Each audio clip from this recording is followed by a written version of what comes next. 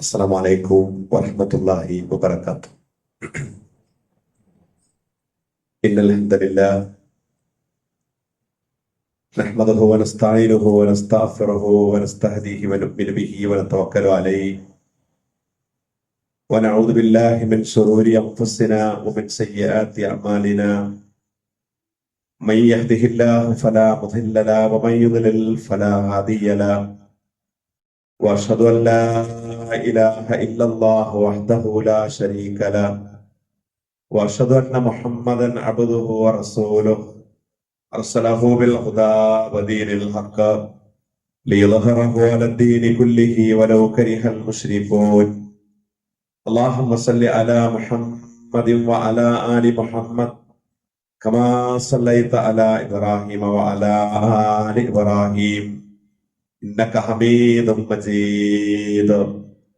اللهم بارك على محمد وعلى آل محمد كما باركت على إبراهيم وعلى آل إبراهيم إنك حميد مجيد. يا أيها الناس اتقوا ربكم الذي خلقكم من نفس واحدة وخلق منها زوجها وبث منهما رجالا كثيرا ونساء واتقوا الله الذي تساءلون به والأرحام إن الله كان عليكم رقيبا. أعوذ بالله من الشيطان الرجيم. بسم الله الرحمن الرحيم. يا أيها الذين آمنوا اتقوا الله حق تقاته ولا تموتن إلا وأنتم مسلمون. സമാദരണീയരായ സഹോദരങ്ങളെ, സഹോദരിമാരെ, വിശ്വാസിനികളെ, ജീവിതത്തിന്റെ എല്ലാ സന്ദർഭങ്ങളിലും സത്താവായ അള്ളാഹുവിന്റെ നിയമനിർദ്ദേശങ്ങൾ പാലിച്ചും ശ്രദ്ധിച്ചും പരമാവധി അവന്റെ കൽപ്പന നിർദ്ദേശങ്ങൾക്ക് ആജ്ഞാനുവർത്തികളായി ജീവിതാന്ത്യം വരെ ഈമാനും തഖ്വയും നിലനിർത്തി അള്ളാഹുവിന്റെ ഇഷ്ടവും കൃപയും പൊരുത്തവും നേടിയെടുക്കുവാൻ പരമാവധി യത്നിക്കണമേ എന്ന ആമുഖമായി എന്നോടും നിങ്ങൾ ഓരോരുത്തരോടും ഓർമ്മപ്പെടുത്തുകയാണ്, ഉപദേശിക്കുകയാണ്. അള്ളാഹു അത്തരം ഭാഗ്യശാലികളിൽ, മുത്തക്കികളിൽ, വിശിഷ്യ മുവാഹിദുകളിൽ നമ്മെല്ലാവരെയും ഉൾപ്പെടുത്തി അനുഗ്രഹിക്കുമാറാവട്ടെ.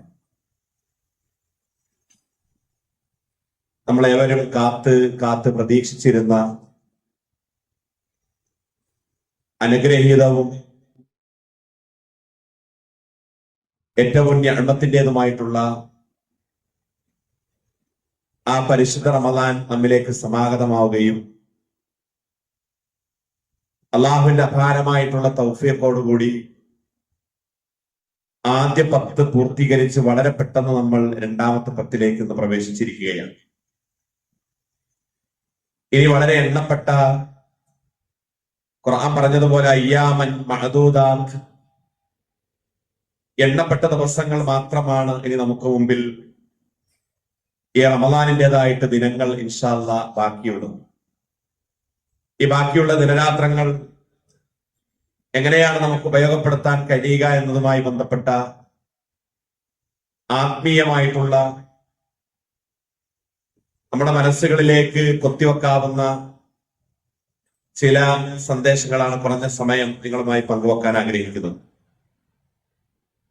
മനുഷ്യനെന്ന് പറഞ്ഞാൽ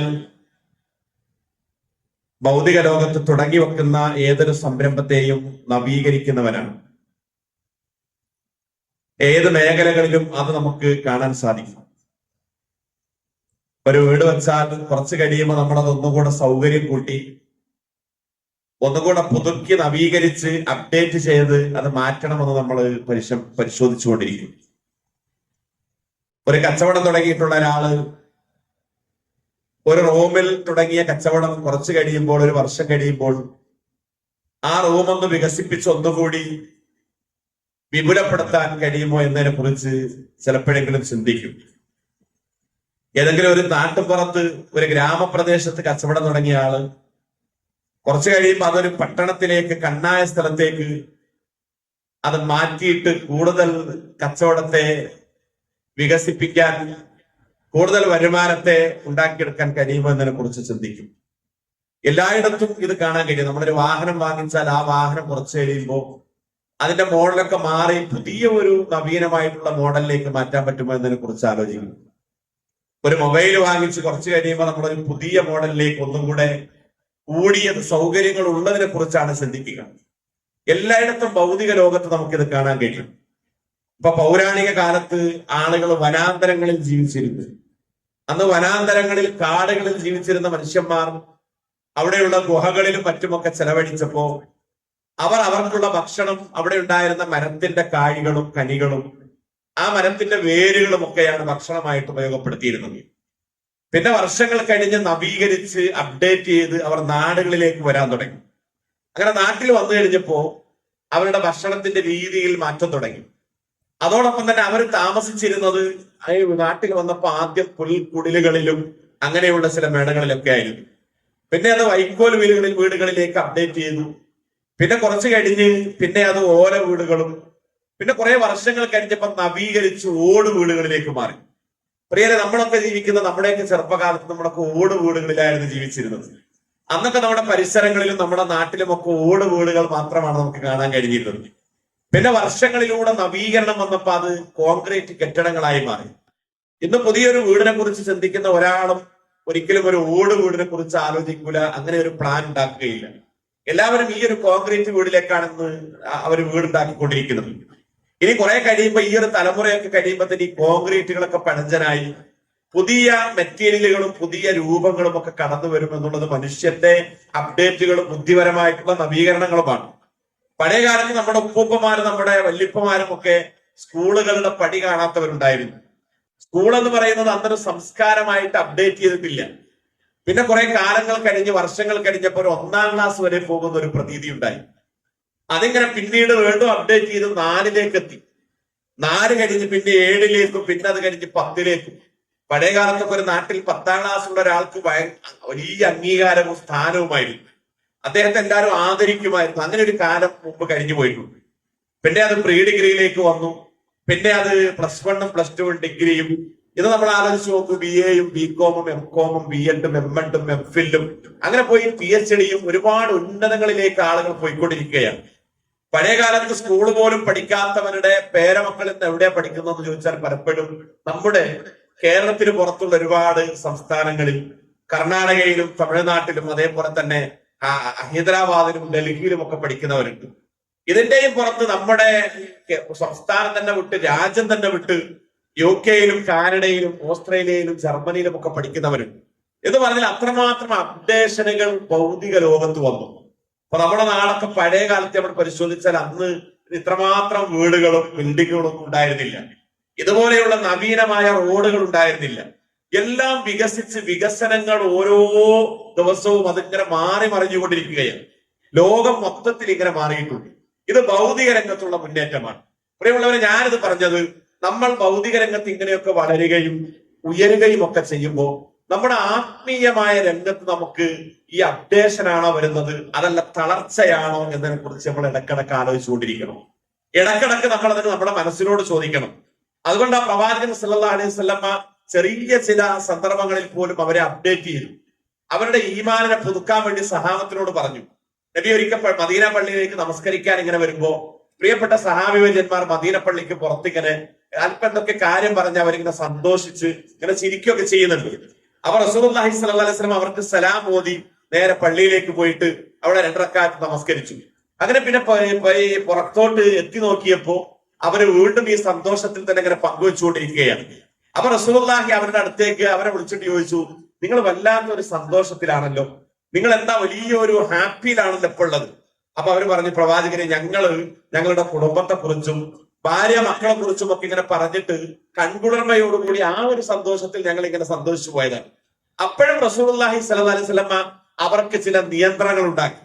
അവർക്കിടയിൽ നിയന്ത്രണം ഇട്ടുകൊടുത്തു. അവരോട് പറഞ്ഞു, ഈ സന്തോഷങ്ങളൊക്കെ അവസാനിപ്പിക്കുന്ന ഒരു ഗസ്റ്റ്, ഒരു അതിഥി നിങ്ങളുടെയൊക്കെ അടുത്തേക്ക് വരാനുണ്ട്, അപ്പോഴായിട്ട് വരും. ഈ സമയത്ത് അവർ ചോദിച്ചത്, പ്രവാചകരെ, നിങ്ങൾ ഉദ്ദേശിച്ചത്, ഈ അതിഥിയെ കൊണ്ട് ഉദ്ദേശിച്ചത്, ഈ ഗസ്റ്റിനെ കൊണ്ട്, വിരുന്നുകാരനെ കൊണ്ട് ഉദ്ദേശിച്ചത് മരണമാണോ?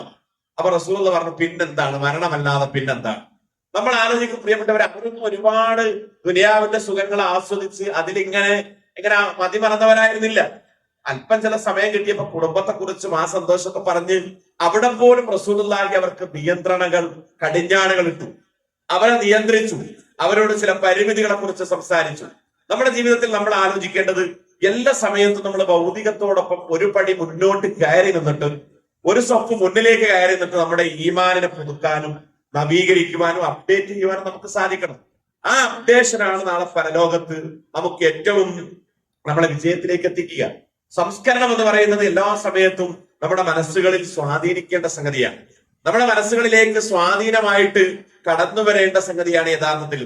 അതിനാണ് ഈ ഇബാദത്തുകളും ഈ ആരാധനകളും ഒക്കെ അള്ളാഹു നമുക്ക് നിശ്ചയിച്ചു തന്നത്. നമ്മൾ ചിന്തിച്ചു നോക്കൂ, ഇപ്പൊ മുൻഗാമികളായിട്ടുള്ള ആളുകൾ, നമ്മുടെ പൂർവികരായിട്ടുള്ള മുമ്പേ ജീവിച്ചിട്ടുള്ള ആളുകൾ ഒരുപാട് സമുദായങ്ങൾ കഴിഞ്ഞു പോയിട്ടുണ്ട്. ഒരുപാട് മനുഷ്യ പദങ്ങളും നാഗരികതകളും ലോകത്തുണ്ടായിട്ടുണ്ട്. മനുഷ്യോൽപത്തിയുടെ തുടക്കം എന്ന് പറയുന്നത് ഒന്നാമത്തെ മനുഷ്യൻ ആദം നബി അലൈഹി സ്വലാത്തു വസ്സലാമയാണ്. ഈ ആദം നബി അലൈഹി സ്വലാത്തു വസ്സലാം 1000 കൊല്ലം ഭൂമി ലോകത്ത് ജീവിച്ചു. പിന്നെ അവിടെ നിന്ന് അങ്ങോട്ട് നൂഹ് നബി അലൈഹി സ്വലാത്തു വസ്സലാം 910ാമത്തെ തലമുറയാണ്. ആദം നബി അലൈഹി സ്വലാത്തു വസ്സലാമയുടെ 10ാമത്തെ വല്ലിപ്പയാണ് യഥാർത്ഥത്തിൽ നൂഹ് നബി അലൈഹി സ്വലാത്തു വസ്സലാമയുടെ സമൂഹം.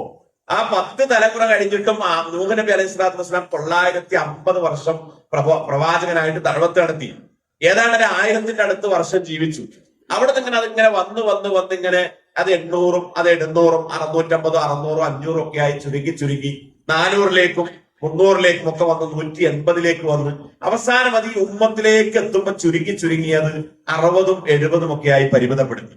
നമ്മൾ ആലോചിക്കും, അപ്പൊ ചിലപ്പോഴെങ്കിലും നമ്മുടെ മനസ്സ് നമ്മളോട് ചോദിക്കും, ഈ സ്വർഗം ആ കാലത്ത് ജീവിച്ചവർക്കുള്ള സ്വർഗവും ഒന്നാണ്, നമുക്ക് പോകാനുള്ള സ്വർഗവും ഒന്നാണ്.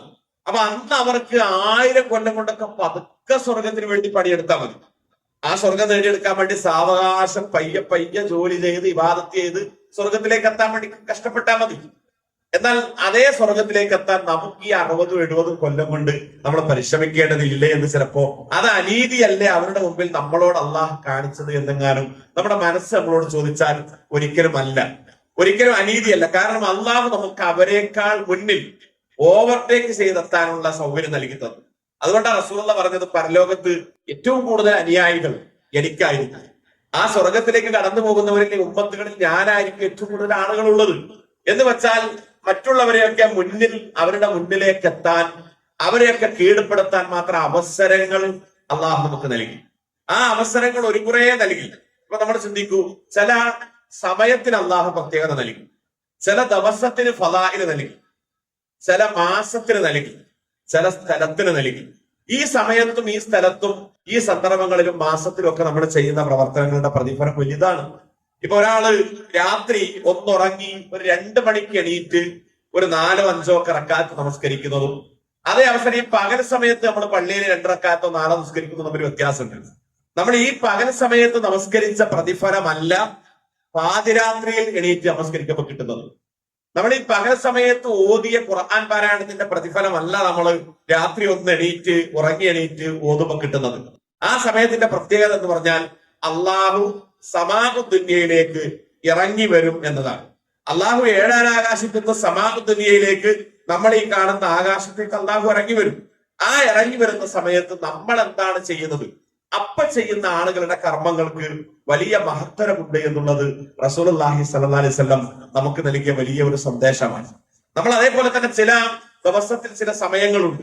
ഇപ്പൊ വെള്ളിയാഴ്ച ദിവസം ഒരു പ്രത്യേക സമയമുണ്ട്. ആ സമയത്ത് നമ്മുടെ പ്രാർത്ഥന ഒത്തുവന്നാൽ അവർക്ക് കിട്ടുന്നത് പ്രാർത്ഥനയ്ക്ക് ഉത്തരമാണെന്ന് റസൂലുള്ളാഹി സ്വല്ലല്ലാഹി അലൈഹി വസല്ലം പറഞ്ഞു. ആ ഉത്തരം കിട്ടുന്ന സമയവും നമ്മുടെ പ്രാർത്ഥനയും തമ്മിൽ ഒരുമിച്ച് സംഗമിച്ചാൽ, സമന്വയിച്ചാൽ നമുക്ക് അതിന്റെ ഉത്തരം കിട്ടാനുള്ള സാധ്യതയുണ്ട്. റസൂലുള്ളാഹി സ്വല്ലല്ലാഹി അലൈഹി വസല്ലം പറഞ്ഞു, ഈ നമസ്കാരം ഈ ബാങ്കും ഇക്കാമത്തും കൊടുക്കുന്നതിന്റെ ഇടയിൽ, ഇപ്പൊ ബാങ്ക് എഴുതി ഇക്കാമത്തിന്റെ ഇടയിൽ ഒരു 15 മിനിറ്റ് ഉണ്ടാവും. ഈ ഇടയിലുള്ള സമയം പ്രാർത്ഥനയ്ക്ക് ഉത്തരം കിട്ടാനുള്ള സാധ്യതയുണ്ട്. ആ സമയത്ത് ഒരാൾ പ്രാർത്ഥിച്ചാൽ ചിലപ്പോൾ ഉത്തരം കിട്ടാൻ ഏറെ സാധ്യതയുണ്ട്. ഇങ്ങനെ ചില സമയങ്ങൾക്ക് പ്രാധാന്യം നൽകി. ഇനി നമ്മൾ ആലോചിച്ച് നോക്കൂ, അള്ളാഹു ചില സ്ഥലത്തിന് പ്രത്യേകത നൽകി. ഇപ്പൊ മക്കയിലുള്ള മസ്ജിദുൽ ഹറാമിൽ വെച്ച് നമ്മളൊരു വക്ത് നമസ്കരിച്ചാൽ, ഇപ്പൊ നമ്മൾ ഇവിടെ നമസ്കരിച്ച സുബഹി, അസർ, അപ്പൊ നമ്മുടെ കൂട്ടത്തിൽ ചില ആളുകളൊക്കെ ഒപ്രക്ക് പോയവരുണ്ട്. ഇപ്പൊ അവിടെ വെച്ച് അവർ ഈ അസർ നമസ്കരിക്കുമ്പോൾ അവർക്ക് നമ്മളെക്കാൾ 1,00,000 ഇരട്ടി പ്രതിഫലം കൂടുതൽ കിട്ടുകയാണ്. പ്രിയമുള്ളവരെ, അങ്ങനെ സ്ഥലത്തിനും സമയത്തിനും ദിവസത്തിനും ഒക്കെ പ്രത്യേകത നൽകിയതുപോലെ അള്ളാഹു പ്രാധാന്യം നൽകിയ ഒരു സമയമാണ് യഥാർത്ഥത്തിൽ ഈ പരിശുദ്ധ റമദാൻ എന്ന് പറയുന്നത്. റമദാനിന് വലിയ മഹത്വവും ഫളായിലും നൽകി. ഈ റമദാനിൽ നമുക്ക് കിട്ടുന്ന പ്രതിഫലം അത് കണക്കില്ലാത്തതാണ്. ഈ റമദാനിൽ നമുക്ക് കിട്ടുന്നത് കണക്കില്ലാത്തതാണ്. അതുകൊണ്ട് ഈ റമദാനിനെ എങ്ങനെയാണ് നമ്മൾ ഉപയോഗപ്പെടുത്തേണ്ടത്? ഈ റമദാനിൽ നമുക്ക് ഉപയോഗപ്പെടുത്താൻ കഴിയണമെങ്കിൽ നമുക്ക് ഉണ്ടാവേണ്ടത് നമ്മുടെ ഈമാനിന്റെ നവീകരണമാണ്. ഈ റമദാനെ നമ്മൾ മനസ്സിലാക്കേണ്ട വിധത്തിൽ മനസ്സിലാക്കുമ്പോഴാണ് അതിന്റെ വില നമുക്ക് മനസ്സിലാക്കുന്നത്. റമദാൻ എന്താണെന്ന് നമ്മൾ തിരിച്ചറിയണം. അള്ളാഹു നമുക്ക് നൽകിയ അവസരങ്ങൾ എന്താണെന്ന് നമ്മൾ തിരിച്ചറിയണം. അപ്പൊ നമ്മുടെ കയ്യിൽ 1,00,000 രൂപയുണ്ടെങ്കിൽ നമ്മൾ എവിടെങ്കിലും ആളുകൾ കാണുന്നിടത്ത് ഒരിക്കലും അത് വെക്കുകയില്ല. പുറത്ത് വെച്ചിട്ട് നമ്മൾ ഒതു എടുക്കുന്നിടത്ത് വെച്ച് നമ്മൾ പള്ളിയിലേക്ക് കയറി വരില്ല. കാര്യം അതിന്റെ വില നമുക്കറിയാം. അതിന്റെ വില അതിന്റെ മൂല്യം നമുക്കറിയാം. വിലപിടിപ്പുള്ള ഒരു മൊബൈൽ അവിടെ അറിഞ്ഞുകൊണ്ട് വെച്ച് നമ്മൾ വരില്ല, അറിയാതെ മറന്നു വെച്ചെങ്കിൽ മാത്രം. അപ്പൊ ഓരോന്നിന്റെയും വില അനുസരിച്ചാണ് നമ്മൾ അതിനോട് ഇടപഴകുന്നത്. എങ്കിൽ നമുക്ക് കിട്ടിയ റമദാൻ നമ്മൾ ആലോചിച്ചു, അതിന് വലിയ മഹത്തരമുണ്ട്. ഒന്ന് നഷ്ടപ്പെട്ടാൽ, ഈ റമദാൻ നമ്മിൽ നിന്ന് കടന്നുപോയി നമുക്ക് വേണ്ട വിധം ഇത് ഉപയോഗപ്പെടുത്താൻ കഴിഞ്ഞില്ലെങ്കിൽ നാളെ പരലോകത്ത് അല്ലെങ്കിൽ ഈ റമദാൻ നമ്മിൽ നിന്ന് യാത്രയാകുമ്പോൾ നമുക്കുണ്ടാവുന്ന ഒരു സങ്കടമുണ്ട്. ആ സങ്കടത്തെ തിരിച്ചറിയാനായിരിക്കണം ഓരോ അവസരത്തെയും നമ്മൾ തിരിച്ചറിയേണ്ടത്.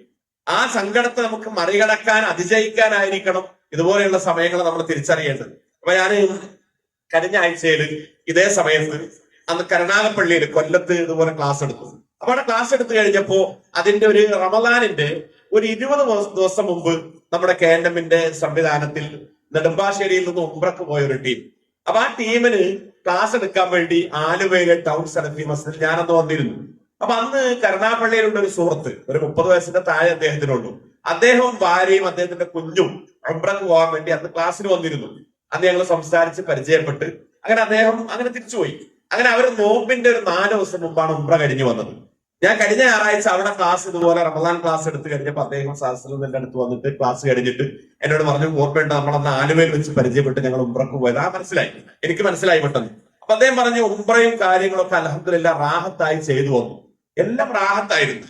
വളരെ സന്തോഷത്തോടു കൂടി എല്ലാം പൂർത്തീകരിച്ച് തിരിച്ചു വന്നു. എന്നാൽ ചെറിയ ഒരു പ്രയാസം ഞങ്ങൾക്കുണ്ടായി. അത് ചെറിയൊരു പ്രയാസമാണെങ്കിലും വലിയൊരു പ്രയാസമാണ്. അപ്പൊ എന്താന്ന് ചോദിച്ചാൽ എന്തായിരുന്നു കാര്യം? അദ്ദേഹം പറഞ്ഞു, ഈ ത്വായിഫിൽ വെച്ച് ഞങ്ങൾ മക്കയിൽ നിന്ന് ത്വായിഫ് കാണാൻ വേണ്ടി സന്ദർശിച്ച് തിരിച്ചു വരുമ്പോ ആ ത്വായിഫ് പള്ളിയിൽ നമസ്കരിക്കാൻ വേണ്ടി കയറിയ സമയത്ത് സ്ത്രീകളുടെ ഭാഗത്ത് നിന്ന് എന്റെ ഭാര്യയുടെ ഒരു 4.5 പവന്റെ ഒരു മാല നഷ്ടപ്പെട്ടു പോയി. അപ്പൊ ഞാൻ ചോദിച്ചു, എങ്ങനെയാണ് നഷ്ടപ്പെട്ടത്? അദ്ദേഹം പറഞ്ഞു, അവരിങ്ങനെ അവിടെ നമസ്കരിക്കാൻ വേണ്ടി സ്ത്രീകളുടെ ഭാഗത്ത് വുളു എടുത്തുകൊണ്ടിരിക്കുമ്പോ അവിടെയുള്ള ചില സ്ത്രീകൾ, അവിടുത്തെ ഈ കറപ്പന്മാരെന്നൊക്കെ പറയുന്ന ഒരു 2-3 സ്ത്രീകൾ മുഖമൊക്കെ പറച്ച് മുനക്കമാത്തൊക്കെ ഇട്ട് അവരിങ്ങനെ അവിടെ നിൽക്കുന്നുണ്ടായിരുന്നു വുളു എടുക്കുന്നുണ്ട്. അപ്പൊ എന്റെ അടുത്ത് വന്നിട്ട് പറഞ്ഞു, നിങ്ങളുടെ ഈ തട്ടത്തിൽ, ഈ മഫ്തയിൽ അഴുക്കുണ്ട്, എന്തോ പ്രാവ് കാഷ്ടിച്ചതോ മറ്റോ ആണ്, അതുകൊണ്ട് ഇത് ഞങ്ങൾ കഴുകി തരാം, ഇതുകൊണ്ട് നിങ്ങൾ നിസ്കരിച്ചാൽ അത് നജസ്സാണ് എന്ന് പറഞ്ഞ് ഞാൻ ആ വുളു എടുക്കുന്നിടത്ത് ഇരുന്നു. അവരിങ്ങനെ പിൻവശത്തുനിന്ന് അതിങ്ങനെ എന്തോ ഒരു ഇതുകൊണ്ട് അവരിങ്ങനെ കഴുകി വൃത്തിയാക്കി. പക്ഷെ ഈ വൃത്തിയാക്കുന്നതിന്റെ ഇടയിൽ ഇവർ ഈ മാല പൊട്ടിച്ചെടുത്തത് ഈ സഹോദരി അറിഞ്ഞില്ല. ഇവരങ്ങനെ നമസ്കരിച്ച് പിന്നെ 1.5 മണിക്കൂർ കഴിഞ്ഞ് മക്കയിലെത്തി, ഹോട്ടലിലെത്തി. ഉംറ കർമ്മത്തിന് ഇറങ്ങാൻ വേണ്ടി റൂമിൽ നിന്ന് വുളു എടുക്കാൻ മഫ്ത അഴിച്ചു വെച്ചപ്പോഴാണ് ഇത് നഷ്ടപ്പെട്ട വിവരം അറിയുന്നത്. അപ്പൊ അദ്ദേഹം പറഞ്ഞു, ഞങ്ങൾക്ക് 3 പേർക്ക്, എനിക്കും ഭാര്യയ്ക്കും കുഞ്ഞിനും കൂടെ ഉംറ ചെയ്യാൻ ഒരു 3 ലക്ഷത്തിന്റെ താഴെ ചെലവായിരുന്നു. പക്ഷേ ആ ഒരൊറ്റ മാല നഷ്ടപ്പെട്ടത് കൊണ്ട് ഞങ്ങൾക്ക് ഒരു 6 ലക്ഷം രൂപ ഏതാണ്ട് ഇപ്പോഴത്തെ വില അനുസരിച്ച് നഷ്ടപ്പെട്ടു എന്ന് പറയുമ്പോൾ അദ്ദേഹത്തിന്റെ മുഖത്ത് ആ ഒരു സങ്കടമുണ്ട്. ഞാൻ ഇത് പറയാൻ വേണ്ടി പറഞ്ഞതല്ല. നമ്മൾ ആലോചിക്കേണ്ടത്, നമുക്കൊരു പ്രധാനപ്പെട്ട ഭൗതിക രംഗത്ത് നമുക്ക് അങ്ങനെ ഒരു സംഗതി നഷ്ടപ്പെടുമ്പോൾ അത് ചെറുതാണെങ്കിൽ പോലും ആ ദുഃഖവും സങ്കടവും നമ്മുടെ മനസ്സിൽ കാലങ്ങൾ നിൽക്കും. ഇനി അവർക്ക് ഈ ലക്ഷങ്ങൾ പോയ ഈ മാലയുടെ ഈ ഒരു സങ്കടം വർഷങ്ങൾ കഴിഞ്ഞാലും മനസ്സിൽ ഇടക്കിടക്ക് അത് തികട്ടി വരും. എങ്കിൽ പ്രിയമുള്ളവരെ, ഇത് ഭൗതിക രംഗമാണ് ഞാൻ ഈ പറഞ്ഞത്. ആത്മീയ രംഗത്ത് നമുക്ക് നമ്മുടെ മനസ്സിൽ ഓരോന്നും നഷ്ടപ്പെടുമ്പോൾ അതിന്റെ വേദനയുണ്ടാവും. ഇപ്പൊ ഒരു വർഷം കഴിഞ്ഞു, നമ്മൾ എത്ര പെട്ടെന്നാണ് ഒരു വർഷം കടന്നു പോകുന്നത്. ഇപ്പൊ കഴിഞ്ഞ റമദാനിലോ അതിന്റെ മുമ്പൊക്കെ ഞാൻ ഇതുപോലെ ഇവിടെ ക്ലാസ് വന്നിട്ടുണ്ട്. പിന്നെ വരുന്നത് ഒരു വർഷം കഴിഞ്ഞിട്ടാണ്. പക്ഷെ ഒരു വർഷം കഴിഞ്ഞിട്ട് നമ്മൾ കാണുമ്പോഴും ഒരു വർഷം കഴിഞ്ഞതുപോലെ നമുക്ക് തോന്നുന്നില്ല. പക്ഷെ നമ്മുടെ ആയുസ്സിൽ നിന്ന് ഒരു വർഷം കൊഴിഞ്ഞു, നമ്മുടെ ആയുസ്സിൽ നിന്ന് ഒരു വർഷം കടന്നുപോയി. ഇനി അടുത്ത സമയം എത്തുമ്പോൾ തന്നെ നമ്മൾ ആലോചിച്ച് നോക്കും നമ്മൾ എത്ര ആളുകൾ ഉണ്ടാവും. ഇതാണ് ഈ കിട്ടിയ സമയത്ത് നമുക്ക് കിട്ടിയ അവസരങ്ങൾ മുതലാക്കുക എന്നുള്ളതാണ് ഇസ്ലാം നമ്മുടെ മുമ്പിൽ വളരെ കൃത്യമായി പറയാം. അതാണ് നമ്മുടെ ഈമാൻ, അതാണ് നമ്മുടെ സംസ്കരണം എന്ന് പറയുന്നത്, അതാണ് നമ്മുടെ ആത്മീയമായിട്ടുള്ള തസ്കിയത്ത്. ഭൗതിക രംഗത്ത് നമ്മൾ ചെറിയ പ്രശ്നങ്ങളൊക്കെ വരുമ്പോൾ നമ്മൾ എന്തൊക്കെ സൗകര്യങ്ങൾ ചെയ്യും, എന്തൊക്കെ നമ്മൾ സംവിധാനങ്ങൾ ഒരുക്കും, ക്രമീകരണങ്ങൾ ഒരുക്കും. ഇപ്പൊ കോവിഡ് കാലം കഴിഞ്ഞിട്ട് ഒരുപാട് വർഷമൊന്നും ആയിട്ടില്ല. നമ്മുടെ മനസ്സിലൊക്കെ ഇപ്പോഴും അത് തങ്ങി നിൽക്കുന്നുണ്ട്. ഇടക്കിടക്ക് നമുക്ക് ഓർമ്മ വരും. പ്രിയമുള്ളവർ, ഈ കോവിഡ് വന്ന സമയത്ത് ലോകം, രാഷ്ട്രങ്ങൾ മുഴുവൻ അവരൊക്കെ പേടിച്ചുപോയി. ഇപ്പൊ ലോകത്തെ നിയന്ത്രിച്ചുകൊണ്ടിരിക്കുന്ന ഇന്നിപ്പോ അമേരിക്ക പോലെയുള്ള രാജ്യമൊക്കെ വലിയ അവരുടെ ഈ എല്ലാ നിലക്കുമുള്ള അവരുടെ കഴിവും ശക്തിയൊക്കെ ഉപയോഗിച്ച് പല രാജ്യങ്ങളെയും അവർ ഉന്മൂലനം ചെയ്തുകൊണ്ടിരിക്കുകയാണ്. എല്ലാ സംവിധാനവും സെറ്റപ്പുമുള്ള ഈ സൈനിക ബലവും ആയുധ ബലവും സാമ്പത്തികമൊക്കെ ഉള്ള ഈ രാജ്യങ്ങൾ വരെ അന്ന് മുട്ടുമടക്കി, പഞ്ചമുച്ച മടക്കി. അവരൊക്കെ നോക്കൂ നിങ്ങൾ, എല്ലായിടത്തും ക്രമീകരണങ്ങൾ വന്നു. ഏതോ ചൈനയുടെ ഒരു ഭാഗത്ത് ഒരു വൈറസ് രൂപപ്പെട്ടു എന്ന് പറഞ്ഞപ്പോ അവിടെ കണ്ടുകൊണ്ട് പോലും കാണാത്ത ഒരു വൈറസ്. നമ്മൾ ആലോചിച്ച് നോക്കുമ്പോൾ അള്ളാഹുവിന്റെ ശക്തി എത്രയാണ്, അള്ളാഹുവിന്റെ ശക്തി എത്രയാണ്. ഈ ചെറിയ ഇത് അള്ളാന്റെ ഏറ്റവും ചെറിയ സൈന്യമാണ് ഈ വൈറസ് എന്നൊക്കെ പറയുന്നത്. അള്ളാന്റെ വൻ സൈന്യങ്ങളാണ് മലക്കുകൾ. അതാണ് ഈ പല യുദ്ധങ്ങളിലൊക്കെ മലക്കുകൾ എന്ന് പറയുന്ന സൈന്യം ഇറങ്ങി. ആ സൈന്യത്തിന്റെ ശക്തി വെച്ച് നോക്കുമ്പോ ഈ ആയുധവും ഈ സംവിധാനമൊക്കെ എന്താ ഒന്നുമല്ല. പക്ഷെ അവര് വരെ അന്ന് എല്ലാ നിരക്കും നിയന്ത്രണങ്ങൾ ഏർപ്പെടുത്തി. അവർ നമ്മൾ ആലോചിക്കും, ഓഫീസുകൾ എല്ലായിടത്തും അടഞ്ഞു, വിദ്യാഭ്യാസ സ്ഥാപനങ്ങൾ അടച്ചു, നമ്മുടെ ആരാധനാലയങ്ങൾ അടച്ചു, അതേപോലെ റെയിൽവേ സ്റ്റേഷനുകളും ബസ് സ്റ്റാൻഡുകളും എയർപോർട്ടുകളും എല്ലാം ക്ലോസ് ചെയ്തു. നമ്മൾ ഏറ്റവും പ്രിയപ്പെട്ടവർ നമ്മുടെ കുടുംബത്തിൽ നിന്ന് മരണപ്പെട്ടാൽ പോലും കാണാൻ കഴിയാത്ത വിധം നമ്മളെ നിസ്സഹായരായി. നമ്മളൊക്കെ വീട്ടിൽ വാതിലടച്ച് വീട്ടിന്റെ ഉള്ളിൽ സാനിറ്റൈസർ വെച്ച് ഇടക്കിടക്ക് നമ്മളും മക്കളൊക്കെ ആ സാനിറ്റൈസർ ഉപയോഗിച്ച് കടി വൃത്തിയാക്കിക്കൊണ്ടിരിക്കും. നമ്മൾ മാസ്ക് ധരിച്ചു, സാമൂഹിക അകലം പാലിച്ചു, എല്ലാം നമ്മൾ ചെയ്തു. നമ്മൾ ആലോചിക്കും, മാസങ്ങളാണ് നമ്മൾ അതിന്റെ മുമ്പിൽ പരാജയപ്പെട്ടു പോയത്. അവിടെ നമ്മൾ ഇതൊക്കെ ശ്രദ്ധിച്ചു. ഓരോ ഭൗതിക വിഷയം വരുമ്പോൾ നമ്മൾ ഭയപ്പെടാറുണ്ട്. ഇപ്പൊ ഇടക്കാലത്ത് ഇവിടുത്തെ ഭരണകൂടം ഈ SIR എന്ന് പറയുന്ന ഒരു സംവിധാനത്തെ കുറിച്ച് ഒരു നോട്ടിഫിക്കേഷൻ ഇറക്കിയപ്പോ നമ്മൾ പലരും പേടിച്ചുപോയി. അപ്പൊ പറഞ്ഞു, നമ്മളൊക്കെ ഇതിന് വരണമെങ്കിൽ നമുക്ക് ഇന്ന ഡോക്യുമെന്റ്സ് ഉണ്ടാവണം, ഇന്ന വർഷത്തിൽ നമ്മൾ ആ ലിസ്റ്റിലുള്ളവർക്ക് അത് കിട്ടും, അതില്ലാത്തവർക്ക് പ്രശ്നമാണ്. ഇതൊക്കെ പറഞ്ഞപ്പോൾ ഉള്ളയിടത്ത് പോയിട്ട് അതൊക്കെ കൊണ്ടുവരാനും അന്വേഷിക്കാനൊക്കെ നമ്മൾ ശ്രമങ്ങൾ നടത്തി. പ്രിയപ്പെട്ടവരെ, ഞാൻ പറഞ്ഞു വരുന്നത് ഭൗതിക രംഗത്ത് എല്ലായിടത്തും നമ്മൾ ശ്രദ്ധിക്കും. എന്നാൽ ആത്മീയ രംഗത്ത് നമുക്ക് വരാനിരിക്കുന്ന ഈ ശ്രദ്ധയെക്കുറിച്ച് ഖുർആൻ പറഞ്ഞിടത്ത് അവിടെ ഏറ്റവും പ്രാധാന്യത്തോടു കൂടി അള്ളാഹു പറഞ്ഞ എന്താണ്? നമ്മൾ നമ്മുടെ ഈമാനിനെ പുതുക്കുന്നിടത്തും ഈമാനിനെ നവീകരിക്കുന്നിടത്തും നമുക്കുണ്ടാക്കിയെടുക്കാൻ കഴിയേണ്ടത് ഈ നരകത്തെ കുറിച്ചുള്ള ഭയപ്പാടാണ്. നരകത്തെ കുറിച്ചുള്ള പേടിയും ഭീതിയുമാണ്. ആ നരകം കൊണ്ട് മാത്രമേ നമുക്ക് നമ്മെ രക്ഷപ്പെടുത്താൻ സാധിക്കുള്ളൂ. ഇപ്പൊ നമ്മൾ ആലോചിച്ചു, ഇപ്പൊ നമ്മളിവിടെ ശീതീകരിച്ച എയർ കണ്ടീഷൻ ഓൺ ചെയ്തിട്ട് അതിന്റെ മുമ്പിലായിരിക്കുന്നത്. അതുകൊണ്ട് നമുക്ക് വലിയ പ്രയാസങ്ങളില്ല. ഇപ്പൊ ഇവിടെ നമ്മളിപ്പോ നമ്മുടെ റോഡിലേക്ക് ഇറങ്ങിയാൽ ആ ചൂട് നമുക്കിങ്ങനെ അത് എഫക്ട് ചെയ്യും, നമുക്ക് അതിങ്ങനെ ഫീൽ ചെയ്യും. എന്നാൽ നമ്മൾ ആലോചിക്കും, ഈ സൂര്യനൊക്കെ ഒരുപാട് ഡിസ്റ്റൻസിലാണുള്ളത്. ഭൂമിയിൽ നിന്ന് 15 കോടി കിലോമീറ്റർ ഡിസ്റ്റൻസിലുള്ള സൂര്യന്റെ ചൂടാണ് ഇപ്പൊ നമുക്ക്. ഇത് ഇട്ടിട്ടില്ലെങ്കിൽ നമുക്ക് താങ്ങാൻ കഴിയില്ല. മേൽക്കൂര ഉണ്ടായിട്ടും ഇതിന്റെ താഴെ നമുക്ക് ചൂട് താങ്ങാൻ പറ്റുന്നില്ല. എങ്കിൽ ആ നരകത്തെ കുറിച്ച് ഖുർആൻ എത്രമാത്രം ഉത്ബോധനങ്ങളാണ് നമുക്ക് നൽകിയത്, എത്രമാത്രം സന്ദേശങ്ങളാണ് ഖുർആൻ ആ നരകത്തെ കുറിച്ച് പറഞ്ഞു തന്നത്. ആ നരകത്തിന്റെ വലുപ്പത്തെ കുറിച്ച് പ്രവാചകൻ സല്ലല്ലാഹു അലൈഹി വസല്ലം പറഞ്ഞു. അപ്പൊ നമ്മൾ ജീവിക്കുന്ന ഈ ഭൂമി വിശാലമായി കിടക്കുകയാണ്. സൗരയൂഥത്തിൽ ഏറ്റവും ചെറിയൊരു ഗോളമാണ് ഭൂമി. ധാരാളക്കണക്കിന് സൗരയൂഥങ്ങൾ കൂടി ചേർന്നാണ് ഗാലക്സികൾ. കോടാനുകോടി ഗാലക്സികൾ ഈ പ്രപഞ്ചത്തിലുണ്ട്. പ്രിയമുള്ളവരെ, ഈ ഭൂമി എന്ന് പറയുന്നത് 2/3 കടലാണ്. നമ്മുടെ ഈ ഭൂമിയുടെ 2/3 ഭാഗം കടലാണ്, 1/3 ഭാഗം കരയാണ്. ഇതെല്ലാം കൂടി ചേർന്നാൽ ഈ ഭൂമിയുടെ വലുപ്പത്തിലേക്ക് നമുക്ക് സങ്കല്പിക്കാൻ കഴിയില്ല. എന്നാൽ ഈ ഭൂമി മറ്റുള്ള ഗോളങ്ങളും നക്ഷത്രങ്ങളും ഒക്കെ വെച്ച് നോക്കുമ്പോൾ എത്രയോ ചെറുതാണ്. സൂര്യനേക്കാൾ എത്രയോ ചെറുതാണ്. ആകാശങ്ങളുടെ വലിപ്പം 7 ആകാശങ്ങളുടെ വലിപ്പം, 7 ഭൂമിയുടെ വലിപ്പം, ഇതൊന്നും നമുക്ക് സങ്കല്പിക്കാൻ കഴിയുകയില്ല. എന്നാൽ ഈ 7 ആകാശങ്ങളും ഈ 7 ഭൂമിയും ചുരുട്ടി പിടിച്ചിട്ട് എല്ലാം കൂടെ ചുരുട്ടിയിട്ട് മടക്കിയിട്ട് നരകത്തിലേക്ക് കൊണ്ടിട്ടാൽ ആ നരകത്തിന്റെ വലുപ്പത്തെ അപേക്ഷിച്ച് ഈ സൂര്യനും ഈ ഭൂമിയും ഈ 7 ഭൂമിയും 7 ആകാശങ്ങളും ഒക്കെ, ഈ മഹാന്മാരൊക്കെ പറയുന്നത് ഒരു കാളക്കുട്ടിയുടെ അത്ര വലിപ്പം. നമ്മൾ ആലോചിച്ചു, ഒരു കാളയുടെ കുട്ടിയുടെ വലിപ്പം എത്ര? ഈ നരകത്തിന്റെ വലിപ്പം അനുസരിച്ച് ഈ പറയുന്ന ആകാശങ്ങളും ഭൂമിയും ഒക്കെ ഒരു കാളക്കുട്ടിയുടെ വലിപ്പം ഉണ്ടാവുന്നു. അപ്പൊ നരകത്തിന്റെ വലിപ്പം എത്രയാണ്, ആഴം എത്രയാണ്? റസൂൽ സല്ലല്ലാഹു അലൈഹി വസല്ലമയും സഹാബത്തും ഒരിക്കൽ ഒരു തണലിൽ ഇങ്ങനെ ഒരു വൃക്ഷത്തണലിൽ ഇരിക്കുക, ഇങ്ങനെ ചൂട് തണുപ്പ് കൊള്ളാൻ വേണ്ടി തണലെടുക്കാൻ. അപ്പൊ ഒരു വലിയ ശബ്ദം കേട്ടു. അപ്പൊ നബി അവരോട് ചോദിച്ചു, സല്ലല്ലാഹു അലൈഹി വസല്ലം, സഹാബത്തെ, ആ ശബ്ദം എന്താണ് എന്ന് നിങ്ങൾക്കറിയാമോ? അപ്പൊ അവര് പറഞ്ഞു, അല്ലാഹു റസൂലുഹു അലം, അള്ളാഹുവിനും റസൂലിനും അറിയാം. അപ്പൊ നബി സല്ലല്ലാഹു അലൈഹി വസല്ലം പറഞ്ഞു, 70 കൊല്ലങ്ങൾക്ക് മുമ്പ് നരകത്തിന്റെ മുകളിൽ നിന്നൊരു കല്ല് താഴേക്ക് ഇട്ടു. അത് നോൺ സ്റ്റോപ്പ് ആയിട്ട് അത് ബ്രേക്കില്ലാതെ താഴേക്ക് സഞ്ചരിച്ചതിന്റെ ആടിയിൽ ചെന്ന് വീണ ശബ്ദമാണ് നിങ്ങൾ ആ കേട്ടത്. നമ്മൾ ചിന്തിച്ചു നോക്കുമോ ആ നരകത്തിന്റെ വലുപ്പത്തെ? ആ നരകത്തിലേക്ക് മനുഷ്യരെയും ജിന്നുകളെയും കൊണ്ട് ആ നരകം നിറക്കുമെന്നുള്ളത് ഖുർആൻ പറയാണ്.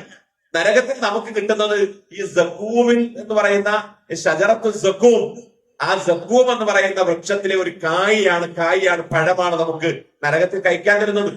അതിന്റെ പ്രത്യേകതയെ കുറിച്ച് ഹദീസിൽ വന്നത് അത് ശക്തമായ കയ്പായിരിക്കും, അത് മുള്ളുകൾ കൊണ്ട് നിറഞ്ഞതായിരിക്കും. അത് നമ്മൾ കഴിക്കുന്നതോടുകൂടി നമ്മളെ തൊണ്ടയിൽ കുടുങ്ങിയിട്ട് പിന്നെ അങ്ങോട്ടും ഇങ്ങോട്ടും പോവാത്ത അവസ്ഥയിൽ ആ മുള്ളുകൾ കുടുങ്ങിപ്പോകും. രണ്ടാമത്തേത് കയ്പെന്ന് പറഞ്ഞാൽ അത്ര കയ്പുള്ള വേറൊന്നില്ല. എന്നിട്ടൊരു ഹദീസിൽ റസൂലുള്ളാഹി സ്വല്ലല്ലാഹു അലൈഹി വസല്ലം പറഞ്ഞു, അതിൽ നിന്ന് ഇപ്പോഴെങ്ങാനും ആ കായ്കനിയിൽ നിന്ന്, ആ പഴത്തിൽ നിന്ന് അതിന്റെ ഒരു നീര്, അതിന്റെ ആ ദ്രാവകം അത് പൊട്ടിച്ചിട്ട് ഒരു ഉറ്റെങ്ങാനും ഒരു തുള്ളി ഭൂമിയിലേക്ക് ഉറ്റി വീണാൽ ഭൂമിയിലുള്ള മുഴുവൻ ഭക്ഷ്യവസ്തുക്കളും കയ്പ് കൊണ്ട് പിന്നെ നമുക്ക് വായിലേക്ക് വെക്കാൻ പറ്റില്ല. റസൂലുള്ളാഹിയുടെ ഒരു ഹദീസാണ്. എന്നെങ്ങാനും അതിൽ നിന്ന് നമ്മളതിങ്ങനെ ചെത്തിയിട്ട് ഒരു തുള്ളി അതിന്റെ ആ ദ്രാവകം താഴെ കുറ്റിയാൽ ഭൂമി ലോകം മുഴുവൻ കയ്പ് കൊണ്ട് നിറയുന്ന.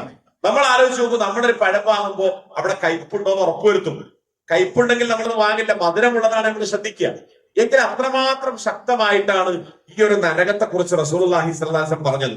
അപ്പൊ ജീവിതത്തിൽ പരാജയപ്പെട്ട് ജീവിതത്തിൽ തോറ്റുപോയ ആളുകൾ നാളെ പരലോകത്ത് വരുമ്പോൾ നരകത്തിലേക്ക് അവർ എറിയപ്പെടുകയാണ്. നരകത്തിലേക്ക് എറിയപ്പെടുന്ന സമയം നാളെ പരലോകത്ത് ആരും തമ്മിൽ ബന്ധമുണ്ടാവുകയില്ല.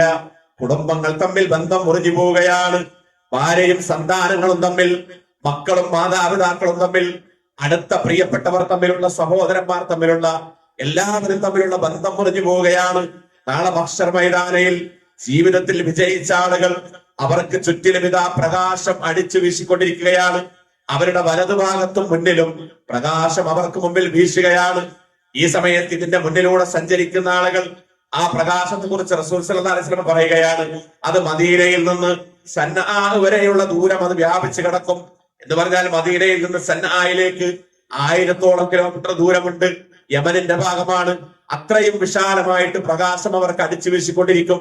അപ്പൊ ജീവിതത്തിൽ പരാജയപ്പെട്ടവർ ഇവരെ വിളിച്ചിട്ട് ചോദിക്കുകയാണ്, നിങ്ങൾ ഞങ്ങളെ ഒന്ന് നോക്കേണമേ, ഞങ്ങൾക്കും അല്പം പ്രകാശം ചൊരിഞ്ഞു തരണമേ, അതിൽ നിന്ന് ഞങ്ങൾ അല്പം കൊത്തിയെടുക്കട്ടെ, ഞങ്ങൾ അല്പം ഒപ്പിയെടുക്കട്ടെ എന്ന് പരാജയപ്പെട്ടവർ പറയുമ്പോ അവരോട് ഈ മനുഷ്യന്മാര് പറയും, നമ്മൾ തൊട്ടടുത്തുള്ളവരായിരുന്നു, സഹോദരങ്ങളും കുടുംബക്കാരും ബന്ധുക്കളും ഒക്കെ ആയിരുന്നു, ബന്ധുമിത്രാദികളായിരുന്നു. പക്ഷെ ആരും ഒരു വെളിച്ചവും കൊടുക്കാൻ സന്നദ്ധരാവില്ല. അവർ പറയാം, നിങ്ങൾ പിറകോട്ട് പോയിട്ട് നിങ്ങൾ വെളിച്ചം നിങ്ങൾ കത്തിച്ച് നിങ്ങൾക്ക് വേണ്ട നിങ്ങൾ കണ്ടെത്തിക്കോ, അഥവാ ഭൂമിയിലേക്ക് തന്നെ മടങ്ങിപ്പോയിക്കോളൂ എന്ന് പറയും. നമ്മൾ ആലോചിക്കും പ്രിയമുള്ളവരെ, ആ ഒരു ലോകത്തിന്റെ ഭീകരാവസ്ഥയെ കുറിച്ച് നമ്മളെന്താണ് ഒരുക്കി വെച്ചത്, നമ്മളെന്താണ് ഒരുക്കി വെച്ചത്? അതുകൊണ്ടാണ് വിശുദ്ധ ഖുർആൻ പറഞ്ഞത്, നമ്മുടെ ഈമാനിനെ പുതുക്കാനും നമ്മുടെ വിശ്വാസത്തെ സംസ്കരിക്കുവാനും നവീകരിക്കുവാനും, നേരത്തെ ഞാൻ പറഞ്ഞില്ല, ഭൗതിക രംഗത്ത് നമ്മൾ നടത്തുന്ന ഈ അപ്ഡേഷനുകളൊക്കെ ഈമാനിക രംഗത്ത് നമുക്ക് ഉണ്ടാക്കണമെങ്കിൽ നമുക്ക് ഒന്നാമതായിട്ട് വേണ്ടത് നരകത്തെ കുറിച്ചുള്ള ഭയപ്പാടാണ്. ആ നരകത്തിലേക്ക് പ്രവേശിക്കുന്ന ഒരാള് നാളെ പരലോകത്ത് അവിടെ വെച്ച് അള്ളാഹുവിനോട് യാചിക്കുകയാണ്. വിശുദ്ധ ഖുർആൻ ഇങ്ങനെയാണ് പറഞ്ഞു തരുന്നത്, റബ്ബനാ അഖ്രിജ്നാ മിൻഹാ, ഞങ്ങളുടെ രക്ഷിതാവേ, ആ നരകത്തിൽ നിന്ന് ഞങ്ങളെ ഒന്ന് പുറത്തെടുത്താലും, ഞങ്ങൾക്കൊരു മോചനം നൽകിയാലും. അങ്ങനെ മോചനം നൽകിയാൽ പഴയ ജീവിതത്തിൽ നിന്ന് മാറിയിട്ട് പുതിയ ജീവിതത്തിലേക്ക് ഞങ്ങൾ തിരിച്ചു വരാം. പഴയതുപോലെ ഞങ്ങൾ ജീവിക്കുകയില്ല, എല്ലാം ഞങ്ങൾ മറന്നിട്ട് നിനക്ക് കീഴ്പ്പെട്ടവരായി, നിനക്ക് വഴിപ്പെട്ടവരായിട്ട് ജീവിക്കാമെന്ന് പറയുമ്പോ എന്നിട്ട് ഇവര് വീണ്ടും പറയുകയാണ്, ഞങ്ങളെങ്ങാനും പഴയ ജീവിതമാണ് നയിക്കുന്നതെങ്കിൽ ഞങ്ങളായിരിക്കും ഏറ്റവും വലിയ അക്രമകാരികൾ. ഈ സമയത്ത് അള്ളാഹുവിനോട് തിരിച്ചു പറയുന്ന ഒരു മറുപടിയുണ്ട്. എന്താണ് ആ മറുപടി എന്നോ? നിങ്ങൾ അതിൽ തന്നെ നിന്ദ്യരായി കഴിഞ്ഞുകൊള്ളുവിൻ. ഏതിൽ നിന്ദ്യരായി കഴിഞ്ഞുകൊള്ളണം? ആ നരകത്തിൽ തന്നെ. നിങ്ങൾ എന്നോട് സംസാരിക്കേണ്ടതില്ല. അള്ളാഹുവോടൊന്ന് പറയും, നിങ്ങൾക്ക് സംസാരിക്കാനുള്ള ഒരു അവകാശവുമില്ല. നിങ്ങളെല്ലാം നശിപ്പിച്ചു കളഞ്ഞ് ദുനിയാവിൽ വെച്ച് നിങ്ങൾക്ക് കിട്ടിയ അവസരത്തെയൊക്കെ നിങ്ങൾ പാഴാക്കി എല്ലാം നഷ്ടപ്പെടുത്തി കളഞ്ഞു. അതുകൊണ്ട് നിങ്ങൾ ഇനി അവിടെ ഇരിക്കുന്നതിന്റെ അപ്പുറത്ത് പുറത്തേക്ക് വരുന്നതിനെ കുറിച്ച് ആലോചിക്കാൻ പോലും നിങ്ങൾക്ക് കഴിയില്ലെന്ന് പറഞ്ഞിട്ട് അവരവിടെ തന്നെ നിർത്തും എന്നത് അള്ളാഹു നമുക്ക് പറഞ്ഞു തരിക. പ്രിയപ്പെട്ടവർ, നമ്മൾ ആലോചിച്ച് നോക്കൂ, ഈ ദുനിയാവിലെ തീയിനേക്കാൾ 69 മടങ്ങാണ് അവിടുത്തെ തീന്റെ ചൂട്. റസൂൽ പറഞ്ഞു, നിങ്ങൾ ഇവിടെ കത്തിക്കുന്ന തീയിനേക്കാൾ 69 ഇരട്ടി, അപ്പൊ ടോട്ടലി 70 ഇരട്ടി അതിന്റെ ചൂട് എത്രയായിരിക്കും? ഈ ചൂടങ്ങനെ നമുക്ക് സഹിക്കാൻ കഴിയും? ഇവിടെ നമ്മൾ എന്തെങ്കിലും ഒരു വാഹന അപകടം, ഒരു വാഹനം കത്തിയാല്, ഇപ്പൊ 2 വർഷം മുമ്പ് നമ്മുടെ കണ്ണൂരില് ഒരു സഹോദരി, അവർക്ക് ഡെലിവറിക്ക് വേദന വന്ന്, പ്രസവ വേദന വന്നിട്ട് അവരെ കൊണ്ടുപോകും. അവരുടെ പിന്നെ ഭർത്താവുണ്ട്, ഈ അവരുടെ അമ്മയുണ്ട്, കുട്ടിയുണ്ട്, അങ്ങനെ 4-5 പേര് കാറിൽ ഹോസ്പിറ്റലിലേക്ക് വേഗത്തിൽ പോവാണ്. പെട്ടെന്നൊരു ഉച്ച സമയത്ത് ആ കാർ അങ്ങോട്ട് കത്തി. കണ്ണൂരിന്റെ ഒരു പട്ടണത്തിൽ വെച്ച് കത്തി. ആ കാറിന്റെ തീപിടുത്തുണ്ടായപ്പോ ഇവർക്ക് പുറത്തിറങ്ങാൻ പറ്റിയില്ല. കാരണം ഉള്ളിൽ നിന്ന് ലോക്കായി പോയി കാർ. ഇത് തുറക്കാനുള്ള ഒരു അവസരങ്ങൾ പെട്ടെന്ന് അങ്ങോട്ട് കത്തിയെന്ന് മാത്രമല്ല, അടുത്തുള്ളവരൊക്കെ അടുത്തേക്ക് ഓടി വന്നു. പക്ഷെ അവരൊക്കെ കുറച്ച് അകലത്തിലാണ് ഡിസ്റ്റൻസ് കീപ്പ് ചെയ്തത്. കാരണം അടുത്തേക്ക് അടക്കാൻ പറ്റുന്നത് ഇങ്ങനെ പൊട്ടിത്തെറിക്കുകയാണ് ഈ കാർ. പക്ഷെ അവരുടെ നിലവിളിയൊക്കെ പുറത്തേക്ക് കേൾക്കുന്നുണ്ട്. ആ ഗ്ലാസുകളൊക്കെ പൊട്ടി അതിന്റെ ഉള്ളിലൂടെ ഒക്കെ നിലവിളി കേൾക്കുന്നുണ്ട്. ദീനരോധനങ്ങളും അട്ടഹാസവും കേൾക്കുന്നുണ്ട്. പക്ഷെ ഇതിന് എത്ര ആയുസ് ഉണ്ടായിരുന്നു അറിയുന്നത്? ഒരു 2-3 മിനിറ്റ് കൊണ്ട് അവരുടെ കരച്ചിൽ അവസാനിച്ചു, അവരുടെ ചലനം അവസാനിച്ചു, എല്ലാം സ്റ്റോപ്പായി. എന്ന് പറഞ്ഞാൽ അതോടുകൂടി അവർ ആ 3 മിനിറ്റിനുള്ളിൽ അവര് കത്തി അമർന്ന് മരിച്ചുപോയി. നമ്മൾ ആലോചിക്കും ഇത് ഇതോടുകൂടി കഴിഞ്ഞു. അപ്പൊ ദുനിയാവിന് അങ്ങനെ കത്തിത്തീരാണെങ്കിൽ അത് കഴിഞ്ഞു എന്ന് വിചാരിക്കാം. പിന്നെ ഒന്നുമില്ല, പിന്നെ അവർക്ക് വേദന ഇല്ല, അതോടുകൂടി അവസാനിച്ചു. എങ്കിൽ നമ്മൾ ആലോചിക്കും പ്രിയപ്പെട്ടവർ, ഇവിടത്തേക്കാൾ 69 ഇരട്ടി ചൂടുള്ള നരകം ഒന്ന്. രണ്ടാമത്തേത് 70 വർഷത്തെ ഈ യാത്രാദൂരം താഴേക്കുള്ള നരകം. അതിൽ കിടന്നിട്ട് ഒരു മനുഷ്യൻ കത്തുമ്പോ ഇസ്ലാം നമ്മളെ പഠിപ്പിക്കുന്നു ഒരു സെക്കൻഡിന് നമ്മൾ എത്രയോ മൈക്രോ സെക്കൻഡുകളായിട്ട് ഭാഗിക്കാൻ പറ്റും. ഒരു സെക്കൻഡ് എന്ന് പറഞ്ഞാൽ കണ്ണടച്ച് തുറക്കുന്ന ഒരു സെക്കൻഡാണ്. അതിനെ എത്രയോ മൈക്രോ സെക്കൻഡുകളായിട്ട് ഭാഗിച്ചാൽ ആ ഒരു മൈക്രോ സെക്കൻഡിലൊക്കെ ഒരു മനുഷ്യൻ കത്തിത്തീരും. നമ്മൾ ആലോചിക്കും, ആ കത്തിത്തീരുമ്പോ ഖുർആൻ പറയാം ബദ്ദൽനാ ജുലൂദുഹും, അവർക്ക് പകരം വീണ്ടും അതേ സ്കിന്ന് തൊലി കൊടുക്കും. അത് കത്തുമ്പത്തേന് പുതിയ തൊലി അതേ മൈക്രോ സെക്കൻഡിൽ കൊടുക്കും. അപ്പൊ ഓരോ സെക്കൻഡിലും എത്രയോ തവണ ഇത് കത്തിത്തീരുന്നു, പിന്നെയും തൊലി കൊടുക്കുന്നു, പിന്നെ ഇത് നിർബാധം ആവർത്തിക്കപ്പെട്ടുകൊണ്ടിരിക്കും. നരകത്തിൽ ശാശ്വതമായിട്ട് താമസിക്കുന്ന ആളുകൾ, എന്നൊന്നും ജീവിക്കുന്ന ആളുകളുടെ ഈ ശിക്ഷ നമ്മൾ ആലോചിച്ചു. നമ്മൾ പലപ്പോഴും ഇതിനെക്കുറിച്ച് ഈ ദുനിയാവിൽ ചിന്തിക്കാറില്ല. ഞാൻ നേരത്തെ പറഞ്ഞല്ലോ, ഭൗതികമായിട്ട് എന്തെങ്കിലുമൊക്കെ ഒരു പ്രശ്നം വരുമ്പോൾ നമ്മൾ ഓടേണ്ടടുത്തേക്ക് ഓടും. അതിനുവേണ്ട പേപ്പറുകൾ ഇല്ലെങ്കിൽ എല്ലായിടത്തും പോയിട്ട് നമ്മുടെ ജോലിയും ഊണും ഉറക്കും ഒക്കെ ഒഴിവാക്കിയിട്ട് നമ്മളത് കണ്ടെത്തിക്കൊണ്ടിരിക്കും. അത് കൊണ്ടുവരാൻ നമ്മൾ ശ്രമിക്കും, എത്ര സാമ്പത്തികവും ചെലവാക്കും. കാരണം ഭൗതിക രംഗത്ത് നമുക്ക് അത്രയും ഭയപ്പാടുണ്ട്. എങ്കിൽ നമ്മൾ വരാനിരിക്കുന്ന ഈ പാരത്രിക ലോകത്തേക്കുള്ള ഈ യാത്രയിൽ നമ്മൾ എത്രമാത്രം നമ്മുടെ മനസ്സിനെ സംസ്കരിച്ച് അതിനെ നവീകരിച്ചു, അപ്ഡേറ്റ് ചെയ്തു എന്ന ചോദ്യം നിരന്തരമായി നമ്മൾ ചോദിക്കണം. ഖുർആൻ പറയുന്നത് വഹും യസ്തരിഹൂൻ, അവരാ നരകത്ത് കടന്നിട്ട് അട്ടഹസിക്കും. എന്നിട്ട് അവർ പറയും റബ്ബന ഹരിജിന നഅമൽ സ്വാലിഹൻ, പടച്ചോനെ ഞങ്ങൾ ഇതിന് പുറത്തെടുത്താൽ ഞങ്ങൾ നല്ല സ്വാലിഹായ കർമ്മങ്ങൾ ചെയ്യാം. വൈറല്ലദീ കുന്നാ നഅമലു, മുമ്പ് ചെയ്യാത്തത്, മുമ്പ് ഞങ്ങൾ നിസ്കരിച്ചിട്ടില്ലായിരുന്നു, ഇനി മുതൽ ഞങ്ങൾ ഇന്ന് മുതൽ നിസ്കരിക്കാം, ഇന്ന് മുതൽ നമസ്കരിക്കാം. മുമ്പ് ഞങ്ങൾ നോമ്പ് പോയിട്ടില്ലായിരുന്നു, ഇനി മുതൽ ഞങ്ങൾ നോമ്പെടുക്കാം എന്ന് അവിടെ നിന്ന് പറയുമ്പോ അള്ളാഹുവിനോട് ചോദിക്കും അവലൻ നുഅമ്മിറുകുമായ തദക്കറു ഫീഹി മൻ തദക്കർ, ഇതൊക്കെ ചിന്തിക്കാൻ മാത്രം നിങ്ങൾക്ക് ഞാൻ അവസരം നൽകിയില്ലേ ദുനിയാവിൽ? ഇത് ചിന്തിക്കാൻ മാത്രം നിങ്ങൾക്ക് ഇത്ര ടൈം നമ്മൾ ലാസ്റ്റിംഗ് നൽകിയില്ലേ? നിങ്ങളിലേക്ക് ദൂതന്മാർ മുന്നറിയിപ്പുകാർ വന്നില്ലേ? വേദഗ്രന്ഥം വന്നില്ല. അതുകൊണ്ട് ഫദൂഖു ഫമാലിൽ ളാലിമീന മിൻ നസീർ, ഈ ശിക്ഷ നിങ്ങൾ അനുഭവിക്കുക, ഇതിന്റെ അപ്പുറത്ത് നിങ്ങൾക്ക് ഇനി വേറൊന്നുമില്ല, നിങ്ങളിത് രുചിക്കുക എന്ന് പറഞ്ഞിട്ട് നിങ്ങൾക്കൊരു സഹായമില്ലെന്ന് പറഞ്ഞിട്ട് അവരെ കൈവിടും എന്നുള്ളത് ഖുർആനിന്റെ ഒരു പ്രഖ്യാപനമായിട്ട് പ്രിയമുള്ളവരെ നമുക്ക് കാണാൻ കഴിയും. നമ്മുടെ ജീവിതത്തിൽ നിരന്തരമായിട്ട് നമ്മൾ ആലോചിക്കണം, ഈ റമദാൻ നമുക്ക് ഇനിയും ബാക്കിയുള്ള ദിവസങ്ങൾ പരമാവധി എന്തൊക്കെ നന്മകൾ നേടിയെടുക്കാൻ പറ്റുമോ അതിനെ കുറിച്ച് ആലോചിക്കണം. ഇതിന്റെ വലുപ്പം അനുസരിച്ചില്ലെങ്കിൽ നമ്മൾ നാളെ ഈ നരകത്തിൽ ഇപ്പൊ കാണുന്ന ഈ നിലവിളി പോലെ, ഈ അട്ടഹാസം പോലെ ഈ റമദാൻ കഴിയുമ്പോൾ നമുക്ക് സങ്കടത്തിന്റെ നിലവിളിയല്ല ഉണ്ടാവേണ്ടത്, ആത്മനിർവൃതിയുടേതാണ് ഉണ്ടാവേണ്ടത്. ഒരു മണലാരണ്യത്തിലൂടെ മരുഭൂമിയിലൂടെ ഒരു യാത്രാ സംഘം നടന്ന് പകല് മുഴുവൻ നടന്ന് ക്ഷീണിച്ച് അവശരായി ടയേർഡായി വൈകുന്നേരമായപ്പോ ഇരുട്ടിയപ്പോ അവരൊരു താഴ്വരയിൽ ഉറങ്ങാൻ കിടന്നു. ആ ക്ഷീണം കാരണം അവർ പെട്ടെന്ന് കിടന്നപ്പത്തേന് ഉറങ്ങി. ഉള്ള ഭക്ഷണമൊക്കെ കഴിച്ച് പെട്ടെന്ന് അവർ കിടന്നു ഉറങ്ങി. അങ്ങനെ അവർ നല്ല ഉറക്കിൽ നിദ്രയിലായിരിക്കെ രാത്രി ഒരു സമയം പിന്നിട്ട സമയത്ത് ഈ കൂട്ടത്തിൽ ഒരു ചെറുപ്പക്കാരൻ ഒരു വിചിത്രമായ സ്വപ്നം കണ്ടു. എന്താണ് ആ സ്വപ്നം എന്നറിയും? അദ്ദേഹത്തിന്റെ അടുത്തൊരാൾ വന്നിട്ട് പറഞ്ഞു, നിങ്ങളിപ്പോ ഈ താമസിക്കുന്ന ഈ താഴ്വരയുടെ പല ഭാഗത്തും ധാരാളക്കണക്കിന് കല്ലുകൾ ചിതറിക്കിടക്കുന്നുണ്ട്. ആ കല്ലുകൾ നിങ്ങൾ ഈ ഇരുട്ടിൽ തപ്പി നിങ്ങൾ പറക്കി നിങ്ങളുടെ ചാക്കുകളിൽ നിറച്ചാൽ നാളെ സൂര്യൻ ഉദിക്കുമ്പോ നേരം വെളുക്കുമ്പോ നിങ്ങൾക്ക് ഒരേ സമയത്ത് സങ്കടവും ഉണ്ടാകും, ഒരേ സമയത്ത് നിങ്ങൾക്ക് സന്തോഷവും ഉണ്ടാകും. ഇതാണ് സ്വപ്നത്തിൽ വന്നിട്ട് ഒരാൾ അദ്ദേഹത്തോട് പറഞ്ഞത്. നിങ്ങൾ ഈ കിടക്കുന്ന താഴ്വരയിൽ, ഈ ഉറങ്ങുന്ന താഴ്വരയുടെ പല ഭാഗത്തും കല്ലുകൾ ചിതറിക്കിടക്കുന്നുണ്ട്. ഇരുട്ടിൽ തപ്പി വളരെ സാഹസികമായിട്ട് വേണം പെറുക്കിയെടുക്കാൻ. വെളിച്ചൊന്നും അവരുടെ കയ്യിലില്ല.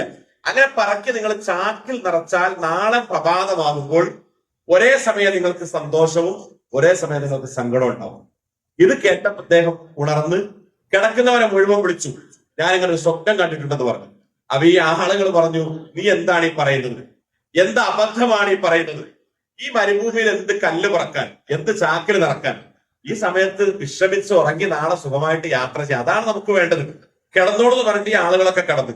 പക്ഷെ ഒറ്റപ്പെട്ട ചില ആളുകൾ ചിന്തിച്ചു, ഇത് സ്വപ്നമാണെങ്കിലും അതിൽ എന്തെങ്കിലും യാഥാർത്ഥ്യം ഉണ്ടെങ്കിലോ എന്ന് വിചാരിച്ച് അവര് എണീറ്റു. അദ്ദേഹത്തിന്റെ കൂടെ ഒരു 4-5 പേര് എണീറ്റ് അവരവരുടെ ചാക്കൊക്കെ എടുത്ത് ഇരുട്ടിൽ ഇങ്ങനെ തപ്പി തപ്പി തപ്പി കല്ലുകൾ പറക്കി. പക്ഷെ അവർ പറക്കിയപ്പോ അവർ വളരെ ശ്രദ്ധിച്ചു. ചില ആളുകൾ അവരുടെ ചാക്കിൽ ഒരു 10 കല്ലൊക്കെ വീതം പറക്കിയിട്ടു. ചിലരൊരു 1/4 ചാക്ക് വരെ നിറച്ചു, ചിലര് അരച്ചാക്ക് നിറച്ചു. മാക്സിമം നിറച്ചത് അരയാണ്. ഇനിയും വേണമെങ്കിൽ അത് ഫുള്ളാക്കാമായിരുന്നു. പക്ഷെ അവർ ഭയപ്പെട്ടത് നാളത്തെ യാത്രയിൽ ഇത് ഭാരം കൂടുമോ, അത് യാത്രക്ക് തടസ്സമാകുമോ എന്നവർക്ക് പേടി വന്നു. അങ്ങനെ ഒരു ഭയപ്പാടുണ്ടായി. അങ്ങനെ അവര് അത് അത്രയും അര വരെയൊക്കെ നിറച്ച് കാലൊക്കെ നിറച്ച് അവര് അവരുടെ സ്ഥലത്ത് വന്ന് കിടന്നുറങ്ങി. പ്രിയപ്പെട്ടവര്, രാവിലെ സുബഹി കഴിഞ്ഞ് അവര് സൂര്യൻ ഉദിച്ച് എണീറ്റ സമയത്ത് ഈ ചാക്കിലേക്ക് ഇവർ നോക്കി. ഈ നോക്കുന്നതോടുകൂടി ഇവര് സ്തബ്ധരായിപ്പോയി. ഇവര് വല്ലാതെ ഞെട്ടിപ്പോയി. ഇവർ എന്താ വിഷയം?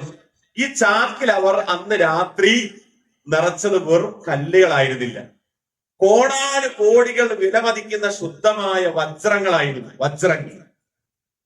ഈ മരുഭൂമിയിൽ, ഈ താഴ്വരയിൽ ആ സമയത്ത്, ആ പ്രഭാതത്തിൽ 2 നിലവിളികൾ ഉണ്ടായി.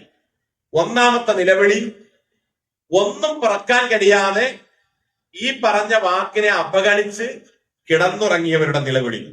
പടച്ചവനെ, ആ സമയത്ത് തപ്പിയെടുത്തിരുന്നെങ്കിൽ നമുക്ക് എത്ര ലാഭമായിരുന്നു കിട്ടിയിരുന്നത് ഈ കച്ചവട യാത്രയിൽ. അങ്ങനെ ഒരു വിഭാഗം നിലവിളിച്ചപ്പോ രണ്ടാമത്തെ നിലവിളി, നമ്മൾ ഈ നിറച്ചത് ഈ 10 കല്ലും 1/4 ചാക്കും അരയൊക്കെ മാറ്റിയിട്ട് ഈ ചാക്ക് നിറക്കാൻ കഴിഞ്ഞില്ലല്ലോ എന്ന സങ്കടത്തിന്റെ നിലവിളി. നമ്മൾ ആലോചിക്കേണ്ടത്, ഈ റമദാനിന്റെയും ഇതുപോലെയുള്ള ദിനരാത്രങ്ങളൊക്കെ നമ്മുടെ മുമ്പിൽ കടന്നു വരുമ്പോ, ഇത് കഴിയുമ്പോ ഇതുപോലെയുള്ള ഒരു സങ്കടത്തിന്റെ വർത്തമാനമല്ല നമുക്ക് ഉണ്ടാവേണ്ടത്. നമ്മുടെ മനസ്സിനുണ്ടാവേണ്ടത് എന്താണ്? നമ്മുടെ മനസ്സിനുണ്ടാവേണ്ടത് ഈമാനികമായിട്ടുള്ള പരിവേഷമാണ്. ഈമാനികമായിട്ട് നമുക്ക് ഉണ്ടാക്കിയെടുക്കേണ്ട ചിലതുണ്ട്. സഹാബിവര്യന്മാരൊക്കെ നമ്മൾ ആലോചിക്കും, പ്രിയപ്പെട്ട നമുക്ക് കിട്ടിയത് ഖുർആൻ പറഞ്ഞല്ലോ, നിങ്ങൾക്ക് ഈ ആരാധനകളൊക്കെ നിശ്ചയിച്ചു എന്നത്, നിങ്ങളുടെ നമസ്കാരവും നോമ്പും സക്കാത്തും ഹജ്ജും ഒക്കെ എന്തിനാണ്? ഒന്ന് ഖുർആൻ പറഞ്ഞല്ല, ലഅല്ലക്കും തഖ്വൻ, നിങ്ങൾക്ക് തഖ്വയുള്ളവരായി മാറാൻ. രണ്ടാമത്തേത് ലഅല്ലക്കും തഷ്കുറൂൻ, നിങ്ങൾ നന്ദി കാണിക്കാൻ. മൂന്നാമത്തേത് ലഅല്ലക്കും തഹ്തദൂൻ, നിങ്ങൾക്ക് സന്മാർഗം കിട്ടാൻ. നമുക്ക് കിട്ടിയ സന്മാർഗത്തിന്റെ വലുപ്പം നമ്മൾ ആലോചിച്ചു, എത്രമാത്രം കനപ്പെട്ടതാണ് നമുക്ക് കിട്ടിയ സന്മാർഗം. നമുക്ക് അല്ലാഹു നൽകിയ സന്മാർഗത്തെ കുറിച്ച് നമ്മൾ ഇടക്കിടക്ക് ഓർക്കണം. സഹാബത്ത് മുൻഗാമികളൊക്കെ ഓർത്ത് അത് സ്മരിച്ച് അവരതിന് നന്ദി പറഞ്ഞവരായിരുന്നു. ഇപ്പൊ നമ്മൾ ആലോചിക്കൂ, സഹാബി വര്യന്മാരൊക്കെ എത്രമാത്രം ഇതിന് വില കൽപ്പിച്ചു. അവർക്ക് കിട്ടിയ ഈ സന്മാർഗത്തെ അവർ ആദരക്ക് ഉപയോഗപ്പെടുത്തി. സന്മാർഗത്തെ ഉപയോഗപ്പെടുത്താൻ നമുക്ക് സാധിക്കണം. ഇപ്പൊ സൽമാൻ അൽ ഫാരിസ് റളിയല്ലാഹു അൻഹു നമ്മൾ ആലോചിച്ചു, നമ്മളൊക്കെ ഇത് വെറുതെ കിട്ടിയപ്പോ നമുക്കൊന്നും ഇതിനോട് വില കൽപ്പിക്കാൻ നമുക്ക് കഴിയുന്നില്ല. നമുക്കിത് വെറുതെ കിട്ടിയത് ഈ ദീനും ഇസ്ലാമും ഒക്കെ പാരമ്പര്യമായിട്ട് നമ്മുടെ കുടുംബവും ഉപ്പയും വല്യപ്പമാരും പൂർവികരൊക്കെ ഇതിന്റെ ആളുകളായപ്പോ നമ്മളും അതിലൂടെ ഇങ്ങനെ വന്നു എന്നതിന്റെ അപ്പുറത്ത്, ആ ചാനലുകൾക്ക് അപ്പുറത്ത് ഇതിന്റെ വില നമ്മൾ പലപ്പോഴും മനസ്സിലായിട്ടില്ല. മനസ്സിലാക്കാൻ ഒരു പക്ഷെ നമ്മൾ ശ്രമിക്കാതെ പോകുന്നു എന്നുള്ളത് നമ്മുടെ ഒരു കുറവായിരിക്കും. നമ്മൾ ആലോചിക്കും, സൽമാൻ ഫാരിസ് റളിയല്ലാഹു അൻഹു അദ്ദേഹം പേർഷ്യക്കാരനാണ്. പേർഷ്യയിൽ നിന്നുള്ള ഏക സ്വഹാബിയാണ് അദ്ദേഹം. പല ഭാഗത്തുനിന്നും നബിയുടെ അടുത്ത് സഹാബിമാർ വന്നിട്ടുണ്ട്. എന്നാൽ പേർഷ്യൻ രാജ്യത്ത് നിന്നുള്ള ഏക സ്വഹാബി സൽമാൻ ഫാരിസ് റളിയല്ലാഹു അൻഹു ആണ്. ഈ സൽമാൻ ഫാരിസ് റളിയല്ലാഹു അൻഹു പേർഷ്യയുടെ ഇസ്ഫഹാൻ എന്ന് പറയുന്ന സ്ഥലത്താണ് താമസിച്ചിരുന്നത്. ഇന്നിപ്പോ അമേരിക്ക കഴിഞ്ഞ ദിവസങ്ങളിലൊക്കെ ഇറാനിൽ, അന്നത്തെ ഈ പേർഷ്യ എന്ന് പറഞ്ഞാൽ ഇന്നത്തെ ഇറാനാണ്. ഇറാനിലെ ഏറ്റവും പ്രധാനപ്പെട്ട, ഇന്നും അവിടുത്തെ ഏറ്റവും വലിയ വികസനമുള്ള സ്ഥലം എന്ന് പറയുന്നത്, അവിടുത്തെ ഏറ്റവും വലിയ വരുമാനം ഒക്കെ കണ്ണായ സ്ഥലങ്ങളൊക്കെ ഇസ്ഫഹാനിലാണ്. അപ്പൊ കഴിഞ്ഞ ദിവസം അമേരിക്ക ബോംബ് വർഷവും ഇതൊക്കെ വർഷിപ്പിച്ചതൊക്കെ ഈ ഇസ്ഫഹാനെ ലക്ഷ്യമാക്കിയിട്ടാണ്. അവിടെയാണ് അവരുടെ എല്ലാ ഓഫീസുകളും പ്രധാന കാര്യങ്ങളൊക്കെ സ്ഥിതി ചെയ്യുന്നത്. ഈ ഇസ്ഫഹാനിലായിരുന്നു ഈ സൽമാൻ ഫാരിസ് റളിയല്ലാഹു അൻഹു താമസിച്ചിരുന്നത്. അദ്ദേഹത്തിന് അന്നത്തെ അവരുടെ മതം എന്ന് പറയുന്നത് ഈ മജൂസി മതമായിരുന്നു. അഗ്നിയെ തീരെ ആരാധിക്കുന്ന മതമായിരുന്നു അവർക്കുണ്ടായിരുന്നത്. അവരുടെ മഠങ്ങളിലും ക്ഷേത്രങ്ങളിലും ഒക്കെ വിളക്കുകൾ കത്തിക്കുക, വലിയ വലിയ വിളക്കുമാടങ്ങൾ കത്തിച്ച് കെടാവിളക്കായി നിലനിർത്തി, എന്നിട്ട് അതിന്റെ മുമ്പേ ഇങ്ങനെ ആരാധന നടത്തുക. അദ്ദേഹത്തിന്റെ കുടുംബം തന്നെ ഈ വിളക്കൊക്കെ കത്തിക്കാൻ അവകാശമുള്ള അതിന്റെ സ്ഥാനമുള്ള ആളുകളായിരുന്നു. ഈ സൽമാൻ ഫാരിസ് റളിയല്ലാഹു കുട്ടിക്കാലത്ത് കുഞ്ഞുനാളിലൊക്കെ തന്റെ അച്ഛന്റെ കൂടെ ഈ കൃത്യത്തിൽ പങ്കെടുത്തിരുന്നു. അങ്ങനെ അദ്ദേഹം ഒരു ദിവസം പുറത്തേതോ ഒരു സ്ഥലത്തേക്ക് സഞ്ചരിച്ചപ്പോ അവിടെ അദ്ദേഹം ഒരു സ്ഥലത്ത് ഒറ്റപ്പെട്ട ഒരു ക്രിസ്തീയ ചർച്ച് കാണുകയാണ്. ആ ചർച്ച് കണ്ട സമയത്ത് അദ്ദേഹം സൽമാൻ ഫാരിസ് റളിയല്ലാഹു വെറുതെ കയറി വന്നു. അന്ന് അദ്ദേഹത്തിന്റെ പ്രായം 20 വയസ്സാണ്. അന്ന് അദ്ദേഹത്തിന്റെ പ്രായം 20 വയസ്സ്. ഏതാണ്ട് മുഹമ്മദ് നബി സല്ലല്ലാഹു അലൈഹി വസല്ലം മക്കയിൽ നുബുവത്തിന്റെ ഒക്കെ മുമ്പുള്ള ഒരു 30 വയസ്സ് പ്രായത്തിലാണ് ഏകദേശം അനുമാനം. ഈ 20 വയസ്സ് പ്രായത്തിൽ അന്ന് സൽമാൻ ഫാരിസ് റളിയല്ലാഹു അവിടെ നിൽക്കുന്നത്. അങ്ങനെ അദ്ദേഹം ഈ ചർച്ച് കയറിയപ്പോ അവരുടെ ചില ആരാധനകളും അവരുടെ ബൈബിള് വായനയൊക്കെ കേട്ടപ്പോ അദ്ദേഹത്തിന് ഈ അഗ്നി ആരാധനയേക്കാൾ ഇതിനോട് ഇഷ്ടം തോന്നി. ഇത് നന്നായിട്ട് അദ്ദേഹത്തിന് തോന്നി. അങ്ങനെ അദ്ദേഹം അന്നൊരു ദിവസം മുഴുവൻ ആ പുരോഹിതന്റെ കൂടെ ചെലവഴിച്ച് അദ്ദേഹം മടങ്ങിപ്പോരുമ്പോ അദ്ദേഹം ചോദിച്ചു, എനിക്ക് ഈ ക്രിസ്തു മതത്തെ കുറിച്ച് പഠിക്കാനും ഇത് അറിയാനൊക്കെ സൗകര്യമുള്ള സ്ഥലം എവിടെയാണെന്ന് ചോദിച്ചപ്പോ അദ്ദേഹം പറഞ്ഞു, അത് ഷാം രാജ്യത്ത് പോയാൽ ഇഷ്ടം പോലെ കാണാം. ഷാം എന്ന് പറഞ്ഞാൽ അന്നത്തെ സിറിയയും ജോർദാനും ഈ പലസ്തീന്റെ ഒക്കെ ഭാഗങ്ങൾ അടങ്ങുന്ന സ്ഥലമാണ്. അവിടെ പോയാൽ അത് കിട്ടും എന്ന് പറഞ്ഞപ്പോ അദ്ദേഹം നേരെ വീട്ടിൽ വന്നിട്ട് അച്ഛനോട് പറഞ്ഞു, ഞാൻ ഇങ്ങനെ ഒരു സ്ഥലത്ത് പോയി ഇന്ന കാര്യങ്ങളൊക്കെ കേട്ടു, ഇന്ന പണ്ഡിതന്റെ കൂടെ ഞാൻ ഒരു ദിവസം ചെലവഴിച്ചു, അതുകൊണ്ട് എനിക്ക് അവിടെ പഠിക്കാൻ പോണെന്ന് പറഞ്ഞു. ഇത് അച്ഛനെ സംബന്ധിച്ചിടത്തോളം ഈ മജൂസി മതത്തിന്റെ അദ്ദേഹത്തിന് അത് അപമാനം ഉണ്ടാക്കി. അദ്ദേഹം എന്ത് ചെയ്തു എന്ന് ചോദിച്ചാൽ അദ്ദേഹം കുടുംബെല്ലാം കൂടെ സൽമാൻ റളിയല്ലാഹു അൻഹുവിനെ വീട്ടു തടങ്കലിലാക്കി. ചരിത്രത്തിലുണ്ട് അദ്ദേഹത്തെ ചെങ്ങലകളിൽ ബന്ധിച്ചു. അവർക്ക് അപമാനമാണ്. മജൂസി മതത്തിന്റെ ഹെഡ് പോസ്റ്റിൽ പിന്നെ ജോലി ചെയ്യുന്ന അതിൽ പ്രവർത്തിക്കുന്ന ആളാണ് ഈ അച്ഛനും കുടുംബമൊക്കെ. അതിൽ നിന്ന് മകൻ ഇങ്ങനെ ഒരു ക്രിസ്തു മതത്തെ പഠിക്കാൻ പോയി. അങ്ങനെ അദ്ദേഹത്തെ അവിടെ ആ നിലക്ക് എന്ത് ചെയ്തു, പ്രയാസപ്പെടുത്തി. പക്ഷെ ഒരു ദിവസം അദ്ദേഹം എന്ത് ചെയ്തു, ഷാമിലേക്ക് അതുവഴി പോകുന്ന ഒരു കച്ചവട സംഘം വരുന്നുണ്ട് എന്ന് വിവരം അറിഞ്ഞപ്പോ അദ്ദേഹം തന്റെ ചെങ്ങലകൾ പൊട്ടിച്ച് അദ്ദേഹം ആ സംഘത്തിന്റെ കൂടെ യാത്ര ചെയ്തു. ആ സംഘത്തിന്റെ കൂടെ അദ്ദേഹം യാത്ര ചെയ്ത് അവസാനം അദ്ദേഹം ഈ പറയുന്ന ഷാം ഭാഗത്തെത്തി. ഈ പറയുന്ന ചർച്ചും പുരോഹിതരെയൊക്കെ കണ്ടെത്തി. അവിടെ അങ്ങനെ അദ്ദേഹത്തിന്റെ ഹാദ്യമായിട്ട് ഒരു സേവകനായിട്ട് അവിടെ അങ്ങനെ ജീവിച്ചു. അങ്ങനെ 1-2-3 വർഷം കഴിഞ്ഞപ്പോ അദ്ദേഹം രോഗശയ്യയിലായി, അവസ്ഥയിലെത്തിയപ്പോ അദ്ദേഹത്തോട് ചോദിച്ചു, നിങ്ങളിപ്പോ ഇനി രോഗമൊക്കെ ആയി എന്തെങ്കിലുമൊക്കെ പ്രയാസം വന്ന് മരണപ്പെടുകയൊക്കെ ചെയ്താൽ എനിക്കിത് പഠിക്കണം. ഞാൻ വളരെ പ്രയാസപ്പെട്ടാണ് എന്റെ വീട്ടിൽ നിന്ന് വന്നത്. എനിക്കതിന് പോകാൻ പറ്റിയ സ്ഥലം ഏതാണെന്ന് ചോദിച്ചപ്പോ ഈ പുരോഹിതൻ പറഞ്ഞു കൊടുത്തു, താങ്കൾക്ക് ഇറാഖിന്റെ ഭാഗത്ത് ഇതുപോലത്തെ സൗകര്യങ്ങളുണ്ട്. അങ്ങനെ അദ്ദേഹം മരണപ്പെടുന്നു ഈ പുരോഹിതൻ. അങ്ങനെ ഇറാഖ് ലക്ഷ്യമാക്കിയിട്ട് അദ്ദേഹം പോയി. നമ്മൾ ആലോചിക്കും, വീട്ടിൽ നിന്ന് 20-ാമത്തെ വയസ്സിൽ അദ്ദേഹം ഇറങ്ങി. എന്തിനു വേണ്ടി? സത്യം കണ്ടെത്താൻ വേണ്ടിയിട്ട്, സത്യാന്വേഷണത്തിന് വേണ്ടിയിട്ട്. അങ്ങനെ അവിടെ പോയി, അവിടെ ഈ ചർച്ച പുരോഹിതനെയും കണ്ട് അവിടെയും കുറച്ചു വർഷം കഴിച്ചു കൂട്ടി.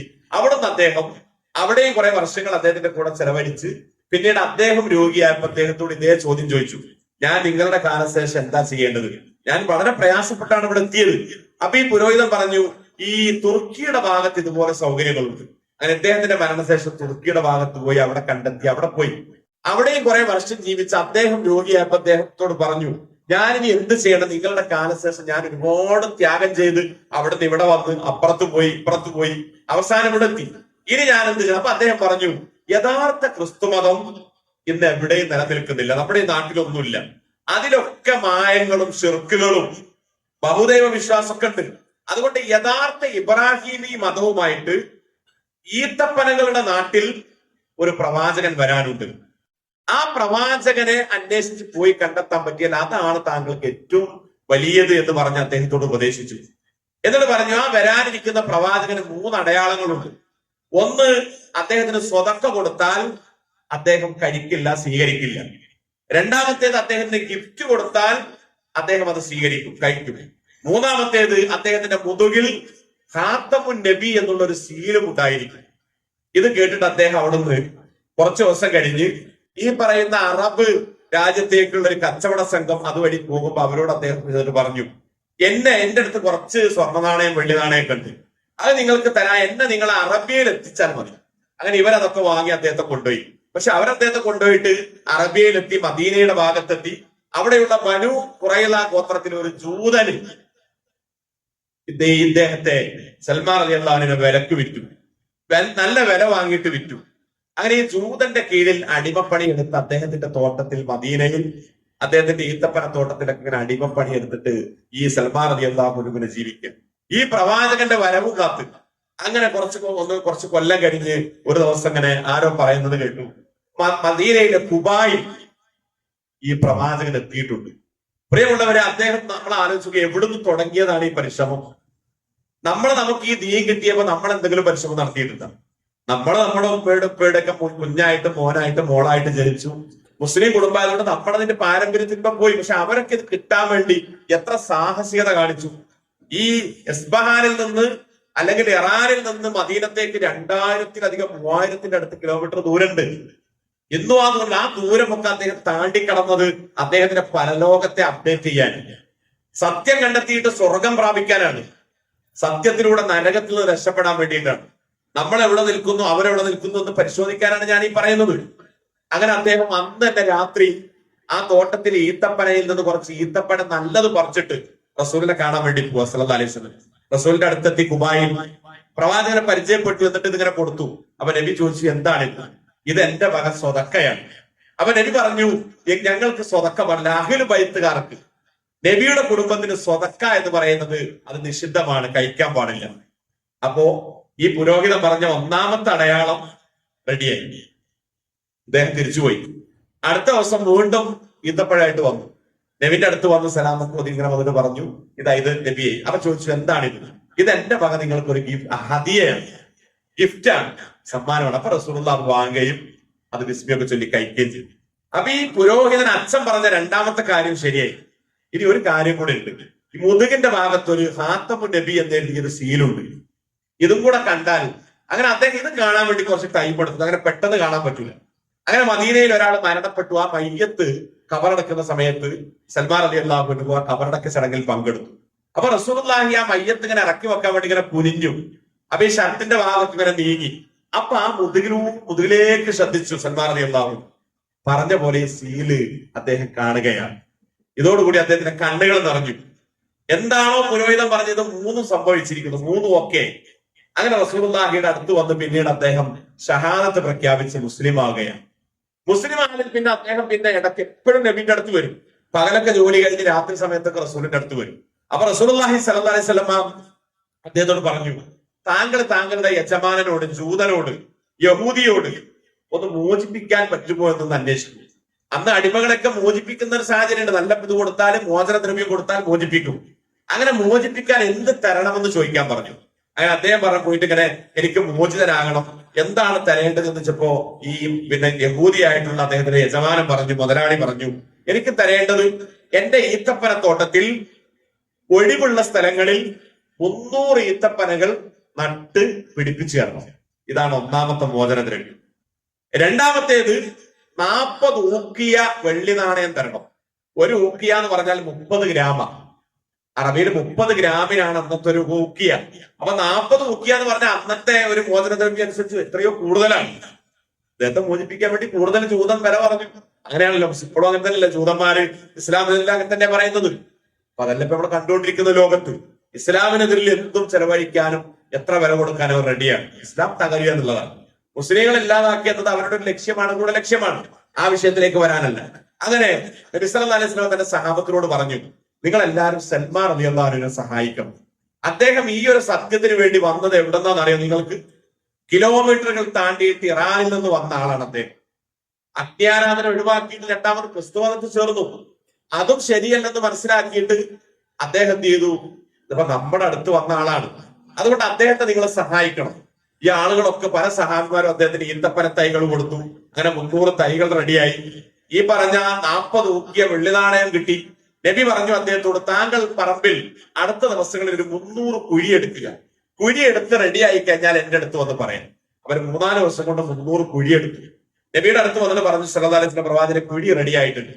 അങ്ങനെ പ്രവാചകൻ സഹാബത്തിനെയും കൂട്ടി ഒരു ദിവസം ആ തോട്ടത്തിൽ പോയി നബി തന്നെ നട്ടുകൊടുത്തു. എന്താ ചരിത്രം? ആർക്ക് വേണ്ടി? സൽമാന് വേണ്ടി, സൽമാൻ റളിയല്ലാഹു അൻഹുവിന് വേണ്ടി. നമ്മൾ ആലോചിക്കും പ്രിയമുള്ളവരെ, ഒരാൾ ഈ ഹിദായത്തിലേക്ക് വന്നപ്പോൾ റസൂലുള്ളാഹി എത്രമാത്രം അദ്ദേഹത്തെ ചേർത്ത് പിടിച്ചു. പ്രവാചകന്റെ കൈകൾ കൊണ്ട് സല്ലല്ലാഹു അലൈഹി വസല്ലം നട്ടു. ഇന്നിപ്പോ നമ്മൾ മദീനയിൽ പോയാൽ ഇപ്പോഴും ആ മദീന സന്ദർശന വേളയിൽ സൽമാൻ റളിയല്ലാഹു അൻഹുവിന്റെ ഈത്തപ്പനത്തോട്ടങ്ങൾ ഇപ്പോഴും നമുക്ക് കാണാൻ കഴിയും. അന്നത്തെ ഈത്തപ്പനയല്ല, അത് 1550 കൊല്ലം മുമ്പുള്ള. പക്ഷെ ആ തോട്ടത്തിൽ ഇപ്പോഴും ഈന്തപ്പനകൾ നിറഞ്ഞു നിൽക്കുന്നുണ്ട്. ആ തോട്ടം ഇപ്പോഴും മദീനത്തേക്ക് പോകുമ്പോൾ നമുക്ക് പലപ്പോഴും കാണാൻ കഴിയും, സന്ദർശിക്കാൻ. റസൂലുള്ളാഹി സ്വല്ലല്ലാഹു അലൈഹി വസല്ലം നട്ടുപിടിപ്പിച്ച് അവരെ കൊണ്ട് കൂട്ടി അതെല്ലാം ചെയ്ത് പിന്നെ ഇസ്ലാമിന്റെ മാർഗത്തിൽ അദ്ദേഹം ഇങ്ങനെ ചെലവഴിച്ചു. അദ്ദേഹം ഇങ്ങനെ പണിയെടുത്തു. അങ്ങനെയാണ് ഖന്തക് യുദ്ധം വരുന്നത്. ഈ ഖന്തക് യുദ്ധം വന്നപ്പോ ഈ ഖന്തക് യുദ്ധത്തിൽ മുസ്ലിങ്ങളോട് ഏറ്റുമുട്ടാൻ 10,000-കണക്കിന് ജൂതന്മാരും ക്രിസ്ത്യാനികളും ഈ മുശ്രിക്കുകളും മുനാഫിക്കുകളും എല്ലാം കൂടെ ടൈപ്പായിട്ട് ഇസ്ലാമിനെതിരിൽ വന്നു. 10,000 ആൾക്കാർ. മുസ്ലിങ്ങൾ ആകെ എല്ലാം കൂടെ ഒത്ത് കൂട്ടിയപ്പോ 3,000 ആളെ കിട്ടി. എങ്ങനെയാ നേരിടുക ഈ 10,000 എന്നിങ്ങനെ റസൂലുള്ളാഹി ചർച്ച ചെയ്തപ്പോൾ സല്ലല്ലാഹു അലൈഹി വസല്ലം അവിടെ നിന്ന് സൽമാൻ റളിയല്ലാഹു അൻഹുവിന്റെ നിർദ്ദേശം, നമുക്ക് കിടങ്ങ് പിടിക്കാം. ഖന്തക് ഞങ്ങളുടെ നാട്ടിലൊക്കെ യുദ്ധം ചെയ്യുമ്പോൾ ഇങ്ങനെയാണ് നേരിടുന്നത്, കിടങ്ങ് പിടിച്ചിട്ട് അവരെ നേരിടും. അങ്ങനെ ആ നിർദ്ദേശം സ്വീകരിച്ച് അങ്ങനെ കിടങ്ങ് പിടിച്ച് മുസ്ലിങ്ങൾ ആ യുദ്ധത്തിൽ വിജയിച്ചു. നമ്മൾ ആലോചിക്കും, പിന്നെ റസൂലുള്ളാഹിയുടെ കാലം കഴിഞ്ഞു, സല്ലല്ലാഹു അലൈഹി വസല്ലം. ഒന്നാം ഖലീഫ അബൂബക്കറിന്റെ കാലം കഴിഞ്ഞ് രണ്ടാം ഖലീഫ ഉമർ റളിയല്ലാഹുവിന്റെ കാലഘട്ടത്തിൽ ഖാദിസിയ യുദ്ധം നടക്കുന്നുണ്ട് മുസ്ലിങ്ങളുമായിട്ട്. ഈ ഖാദിസിയ യുദ്ധത്തിന് വരുന്നത് പേർഷ്യക്കാരാണ്, അഥവാ സൽമാൻ റളിയല്ലാഹുവിന്റെ നാട്ടുകാരാണ്. അവർ വലിയ സൈന്യമായിട്ട് ഇസ്ലാമിനെ തോൽപ്പിക്കാൻ വേണ്ടി വന്നു. അപ്പൊ അവരോട് ഇതിൽ നിന്ന് പിന്തിരിയാൻ വേണ്ടി ഒരു മധ്യസ്ഥൻ എന്നുള്ള നിലക്ക് സംസാരിക്കാൻ ഉമർ റളിയല്ലാഹു അൻഹു പറഞ്ഞയച്ചത് ഈ പറയുന്ന സൽമാൻ റളിയല്ലാഹുവിനെയാണ്. പക്ഷെ ഈ സംസാരമൊക്കെ പരാജയപ്പെട്ടു, അവരെ സ്വീകരിച്ചില്ല. അവസാനം യുദ്ധം നടന്നു. പക്ഷെ യുദ്ധത്തിൽ മുസ്ലിങ്ങൾ ജയിച്ചു ഖാദിസിയയിൽ. അങ്ങനെ ജയിച്ച ഭാഗത്തൊക്കെ അതൊക്കെ ഇസ്ലാം പിടിച്ചടക്കി. മദായിൻ എന്ന് പറയുന്ന ഈ തബൂക്കിന്റെ ഭാഗത്ത് അല്ലെങ്കിൽ ജോർദാനിന്റെ ഭാഗത്തുള്ള ആ രാജ്യത്തോട് ചേർന്നുള്ള പ്രദേശങ്ങളൊക്കെ മുസ്ലിങ്ങൾ പിടിച്ചെടുത്തു. അപ്പൊ അവിടുത്തെ ഗവർണറായിട്ട് ഉമർ റളിയല്ലാഹു അൻഹു നിശ്ചയിച്ചത് സൽമാൻ ഫാരിസ് റളിയല്ലാഹു ആയിരുന്നു. അദ്ദേഹത്തെ നിശ്ചയിച്ചു. അദ്ദേഹത്തിന് ഈ ഗവർണർ സ്ഥാനവും അധികാരമൊന്നും താല്പര്യമില്ലായിരുന്നു. പക്ഷെ ഖലീഫയുടെ നിർബന്ധത്തിന് വഴങ്ങി അദ്ദേഹം അത് ഏറ്റെടുത്തു. അങ്ങനെ അവിടെ അദ്ദേഹം ഇങ്ങനെ ഗവർണർ ആയിക്കൊണ്ടിരിക്കുക. അദ്ദേഹത്തിന്റെ ജീവിതം, പ്രിയമുള്ളവരെ, വളരെ ലാളിത്യമായിരുന്നു. ലളിതപൂർണമായ ജീവിതം, ദുനിയാവിനോട് വിരക്തി കാണിക്കുന്ന ജീവിതം. എങ്ങനെ അദ്ദേഹം ജീവിച്ചത്? അദ്ദേഹം കിടന്നുറങ്ങിയിരുന്നത് ഒരു മരച്ചുവട്ടിലായിരുന്നു പോലും. ഈ സൽമാൻ ഫാരിസ് റളിയല്ലാഹു അൻഹു കിടന്നുറങ്ങിയിരുന്നത് ഒരു മരച്ചുവട്ടിൽ. ഇതിങ്ങനെ കണ്ടപ്പോ അവിടുത്തെ ആരോ പറഞ്ഞു, നിങ്ങൾ ഗവർണറാണ്, നിങ്ങൾ സ്ഥാനമുള്ള ആളാണ്, നിങ്ങൾ ഇങ്ങനെ കിടക്കേണ്ട ആളല്ല, ഞാൻ നിങ്ങൾക്കൊരു വീടുണ്ടാക്കി തരാമെന്ന് പറഞ്ഞു. അപ്പൊ അവസാനം നിർബന്ധിപ്പിച്ചപ്പോ സമ്മതിച്ചു. അപ്പൊ സമ്മതിച്ചപ്പോ അദ്ദേഹം പറഞ്ഞു, എനിക്ക് നിങ്ങൾ ഉണ്ടാക്കി തരുന്ന വീടിന് ഒരു പ്ലാൻ ഉണ്ട്, ആ പ്ലാൻ അനുസരിച്ച് നിങ്ങൾ ഉണ്ടാക്കിയാൽ ഞാൻ ആ വീട് സ്വീകരിക്കും, ഇല്ലെങ്കിൽ ഞാൻ അത് സ്വീകരിക്കില്ല. എന്നിട്ട് സൽമാൻ റളിയല്ലാഹു അൻഹു പറഞ്ഞു, എന്റെ വീടിന്റെ പ്ലാൻ എന്ന് പറഞ്ഞാൽ ഞാൻ എണീറ്റ് നിന്നാൽ എന്റെ തല മുട്ടുന്നതായിരിക്കണം അതിന്റെ മേൽക്കൂര. ഞാനിങ്ങനെ കിടന്നാൽ ചുമരിന്റെ ഒരു ഭാഗത്തിന്റെ കാലും തട്ടണം, ഈ ഭാഗത്തിന്റെ തലയും തട്ടണം. അത്ര വിസ്തൃതിയിലുള്ള ഒരു വീടാണ് എനിക്ക് വേണ്ടത്. നമ്മൾ ആലോചിക്കും, അങ്ങനെ അദ്ദേഹത്തിന് അങ്ങനെ ഒരു വീട് പണിതു കൊടുത്തു എന്നാണ്. അങ്ങനെ അദ്ദേഹം ആ വീട്ടിൽ താമസിച്ചു കൊണ്ടിരിക്കുകയാണ് അദ്ദേഹം മരണപ്പെടുന്നത്. ചരിത്രത്തിലുണ്ട്, അദ്ദേഹം മരിക്കുന്ന ദിവസം അദ്ദേഹം തന്റെ ഭാര്യയുടെ കയ്യിൽ എന്നോ കിട്ടിയ ഒരു യുദ്ധാനന്തര സ്വത്തായിട്ട് കിട്ടിയ ഗനീമത്തായി കിട്ടിയ ഒരു കസ്തൂരിയുടെ ഒരു പാക്കറ്റ് ഭാര്യയുടെ അടുത്ത് കൊടുത്ത് ഏൽപ്പിച്ചിരുന്നു. ഇത് ഞാൻ ആവശ്യപ്പെടുമ്പോൾ എനിക്ക് തിരിച്ചു നൽകണമെന്ന് പറഞ്ഞിട്ട്. അങ്ങനെ അന്ന് മരിക്കുന്ന ദിവസം ഭാര്യയോട് പറഞ്ഞു, ഈ ഞാൻ അന്ന് ഏൽപ്പിച്ച കസ്തൂരി എനിക്ക് തരണം. എന്നിട്ട് അത് കൊണ്ടുവന്നു ഒരു പാത്രത്തിൽ മിക്സ് ചെയ്ത് നമ്മുടെ വീട്ടിൽ ഒന്ന് തെളിക്കാൻ വേണ്ടി പറഞ്ഞു. ഇന്ന് നമ്മുടെ വീട്ടിലേക്ക് ചില അതിഥികൾ വരും. അവരുടെ പ്രത്യേകത, അവർ ഭക്ഷണം കഴിക്കാത്തവരാണ്, വെള്ളം കുടിക്കാത്തവരാണ്, പക്ഷെ അവർക്ക് സുഗന്ധം വലിയ ഇഷ്ടമാണ് എന്ന് പറഞ്ഞ് ഇതൊക്കെ കഴിഞ്ഞ് ഏതാനും മണിക്കൂർ കഴിഞ്ഞപ്പോഴത്തേന് സൽമാൻ ഫാരിസ് റളിയല്ലാഹു അൻഹു ഈ ലോകത്തോട് യാത്ര പറഞ്ഞു, മരണപ്പെട്ടു. പ്രിയമുള്ളവരെ, നമ്മൾ ആലോചിച്ച് നോക്കൂ, ഈ സഹാബി വര്യന്മാരൊക്കെ അവർക്ക് കിട്ടിയ അവസരത്തിൽ അവരവരുടെ ദീനും അവരുടെ ഈമാനും ഒക്കെ സംരക്ഷിക്കാൻ എത്രമാത്രം പെടാവാണ് വിട്ടവരായിരുന്നു, എത്രമാത്രം പണിയെടുത്തവരായിരുന്നു. നമുക്ക് കിട്ടിയ അവസരത്തെ എന്താണ് എന്ന് തിരിച്ചറിഞ്ഞിട്ട് നമുക്ക് അതിന് ഉപയോഗപ്പെടുത്താൻ കഴിയണം. നമ്മുടെ മത്സരം എന്തിനാണ്? വിശുദ്ധ ഖുർആൻ നമ്മളോട് പറയുന്നു, സാരിഊ വസാരിഊ ഇലാ മഗ്ഫിറത്തിൻ മിർ റബ്ബിക്കും വജന്നത്തിൻ അർളുഹസ് സമാവാതു വൽ അർള് ഉഖിദ്ദത് ലിൽ മുത്തഖീൻ. നിങ്ങൾ അല്ലാഹുവിന്റെ സ്വർഗ്ഗത്തിന് വേണ്ടി മത്സരിക്കണം, അവന്റെ പാപമോചനത്തിന് വേണ്ടി മത്സരിക്കണം. ആ സ്വർഗം എന്ന് പറയുന്നത് ആകാശഭൂമികളെക്കാൾ വിശാലമാണ്. പ്രിയപ്പെട്ടവരെ, ആ ഒരു സ്വർഗത്തിലേക്ക് മത്സരിക്കാൻ പറ്റിയ അവസരങ്ങളിൽ ഏറ്റവും പ്രധാനപ്പെട്ടതാണ് പരിശുദ്ധ റമളാൻ. നമ്മുടെ പാപമോചനം കിട്ടാൻ നമുക്ക് ഏറ്റവും പ്രധാനപ്പെട്ടതാണ് നമ്മുടെ പരിശുദ്ധ റമളാൻ. നമ്മുടെ കൈകൾ അല്ലാഹുവിലേക്ക് ഉയരേണ്ടതുണ്ട്, നമ്മുടെ കൈകൾ ആകാശ ലോകത്തേക്ക് ഉയരേണ്ടതുണ്ട്.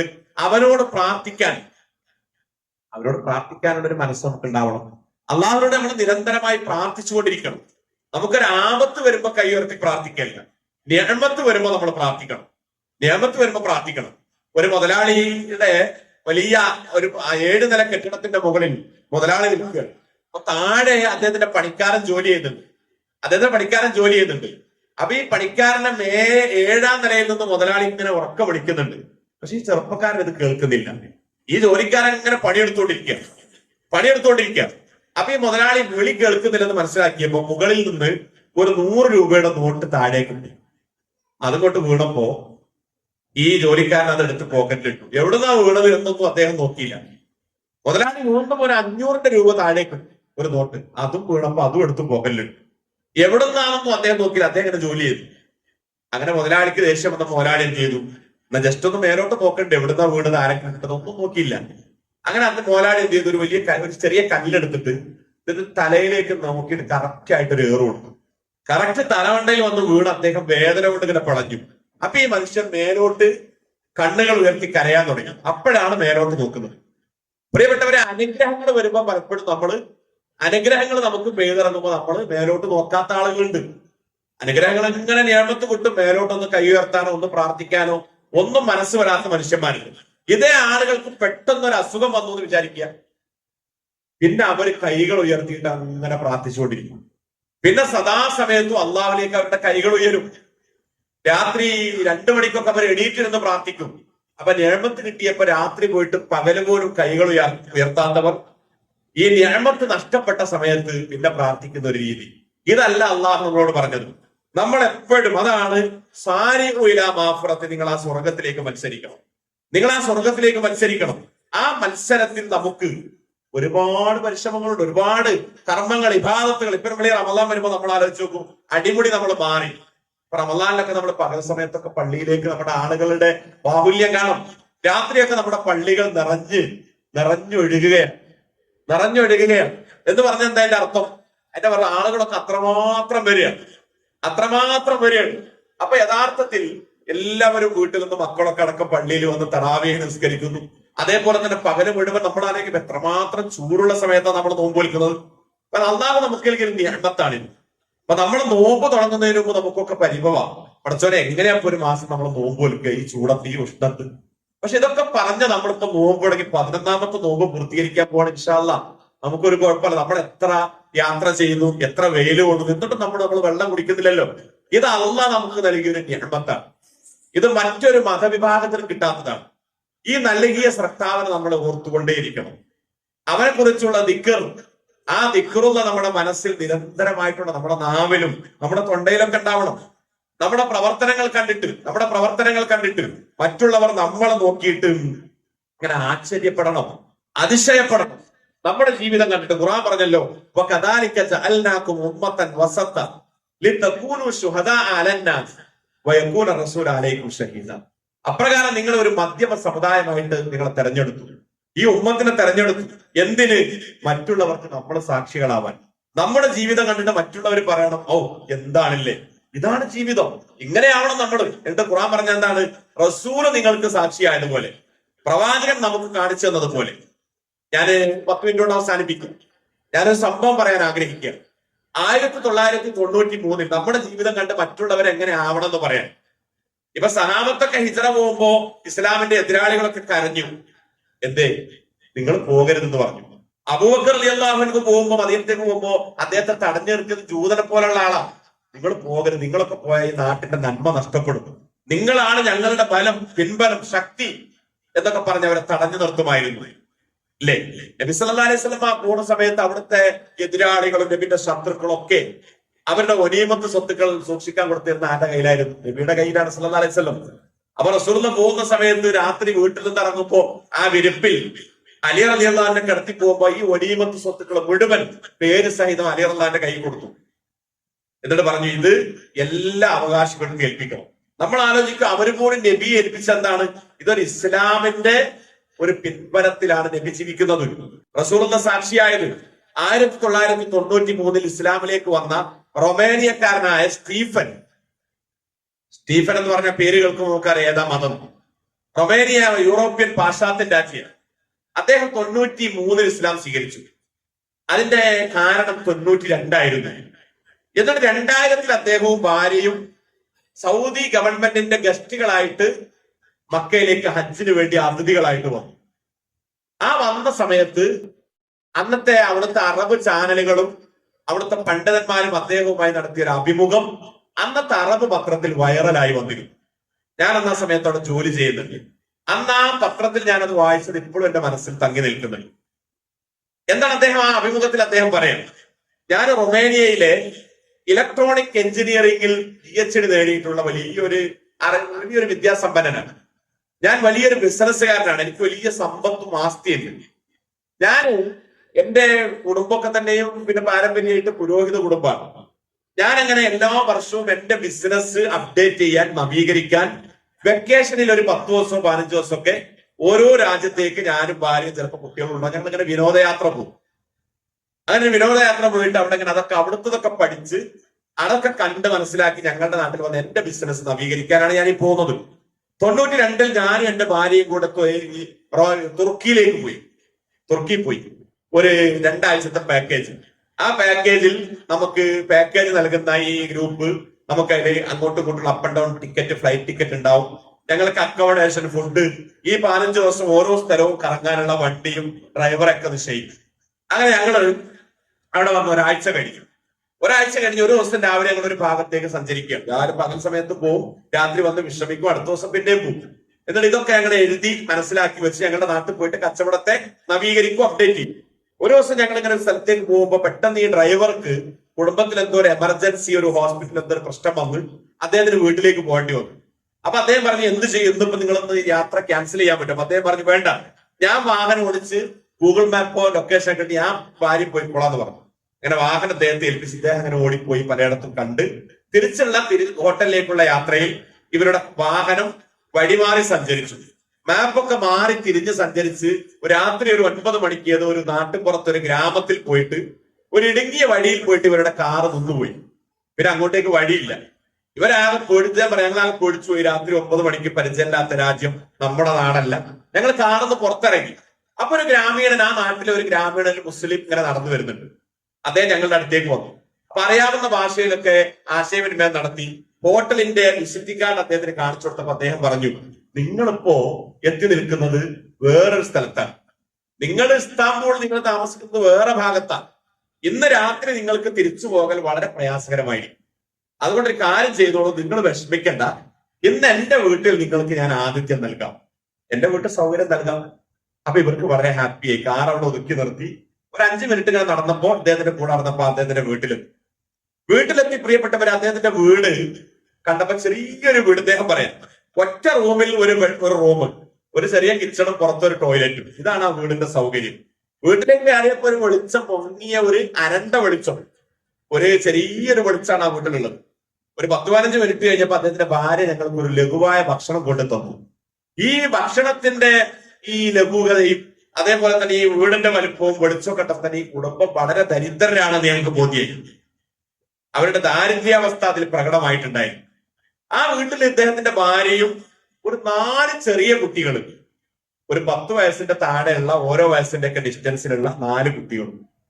അങ്ങനെ ഞങ്ങൾ ഇതൊക്കെ ഭക്ഷണമൊക്കെ കഴിച്ചപ്പോ ഈ കുടുംബനാഥൻ പറഞ്ഞു, ഞങ്ങൾക്ക് ഏതെങ്കിലുമൊക്കെ ഗസ്റ്റുകൾ വരുമ്പോ ഈ വീട് ഞങ്ങൾ അവർക്ക് സൗകര്യം ചെയ്തോളൂ.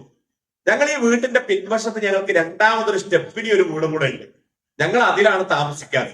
അതുകൊണ്ട് നിങ്ങൾ ഇന്നിവിടെ കിടന്നോ, ഞാനും മക്കളും ഭാര്യ അവിടെ കിടക്കാന്ന് 2 ബെഡ്ഷീറ്റും 2 തലയണയൊക്കെ എടുത്തിട്ട് ഇവരിങ്ങനെ പുറത്തേക്കാണ് പോയി. അപ്പൊ ഇവർക്ക് വളരെ സന്തോഷമായി. അപ്പൊ ഇദ്ദേഹം പറയണേ, ഞങ്ങളത് കിടന്നാലും വേണ്ട പോലെ ഉറക്കം കിട്ടുന്നില്ല. കാരണം നല്ല തണുപ്പായിരുന്നു അന്ന് അവിടെ. അന്ന് തുർക്കിയിലെ ക്ലൈമറ്റ് എന്ന് പറഞ്ഞത് ശൈത്യകാലമാണ്, തണുപ്പ് കാലമാണ്.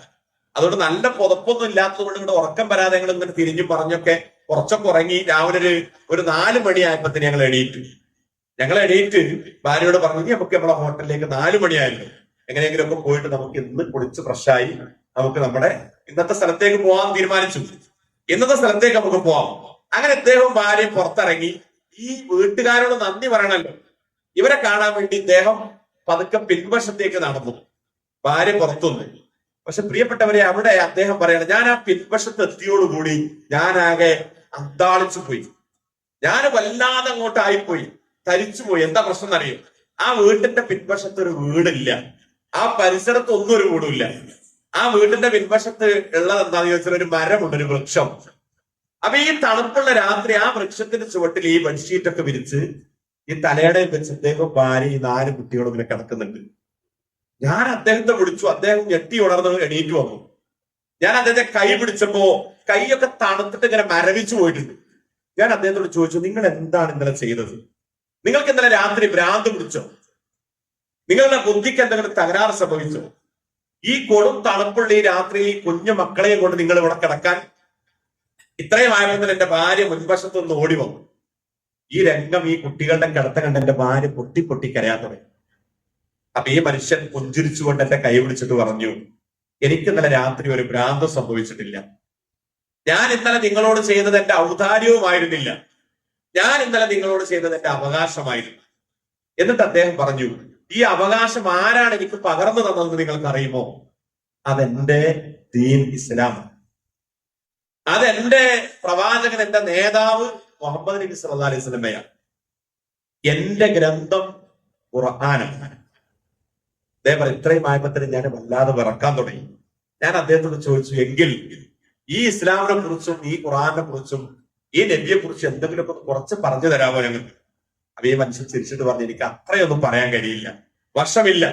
നിങ്ങളൊരു കാര്യം ചെയ്ത് ഇസ്താംബൂളിലേക്ക് ഒന്ന് പോയാൽ അവിടെ ധാരാളക്കണക്കിന് ബുക്ക് സ്റ്റാളുകളും ലൈബ്രറികളും ഉണ്ട്.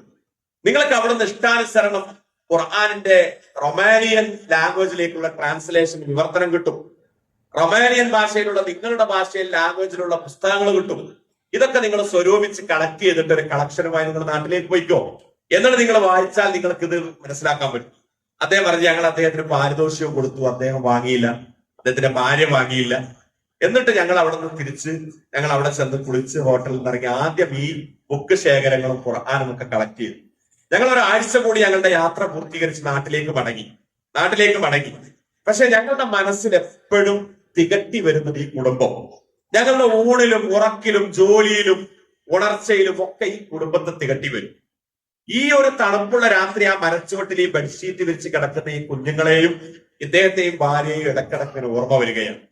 അദ്ദേഹം പറയാം, നാട്ടിലെത്തി ഞാൻ എന്റെ ബിസിനസിന്റെ കൂടെ തന്നെ ഇത് വായിക്കാൻ തുടങ്ങി. ഖുറാനും ഈ ബുക്കുകളും വായിച്ചൊരു 6 മാസം കഴിഞ്ഞപ്പോഴത്തേക്ക് എനിക്ക് അള്ളാഹു ഇസ്ലാമിലേക്കുള്ള വഴി തുറന്നു തന്നു. വാതിലുകൾ എനിക്ക് വാതായനം തുറന്നു തന്നു. ഞാൻ ഇസ്ലാം സ്വീകരിച്ചു.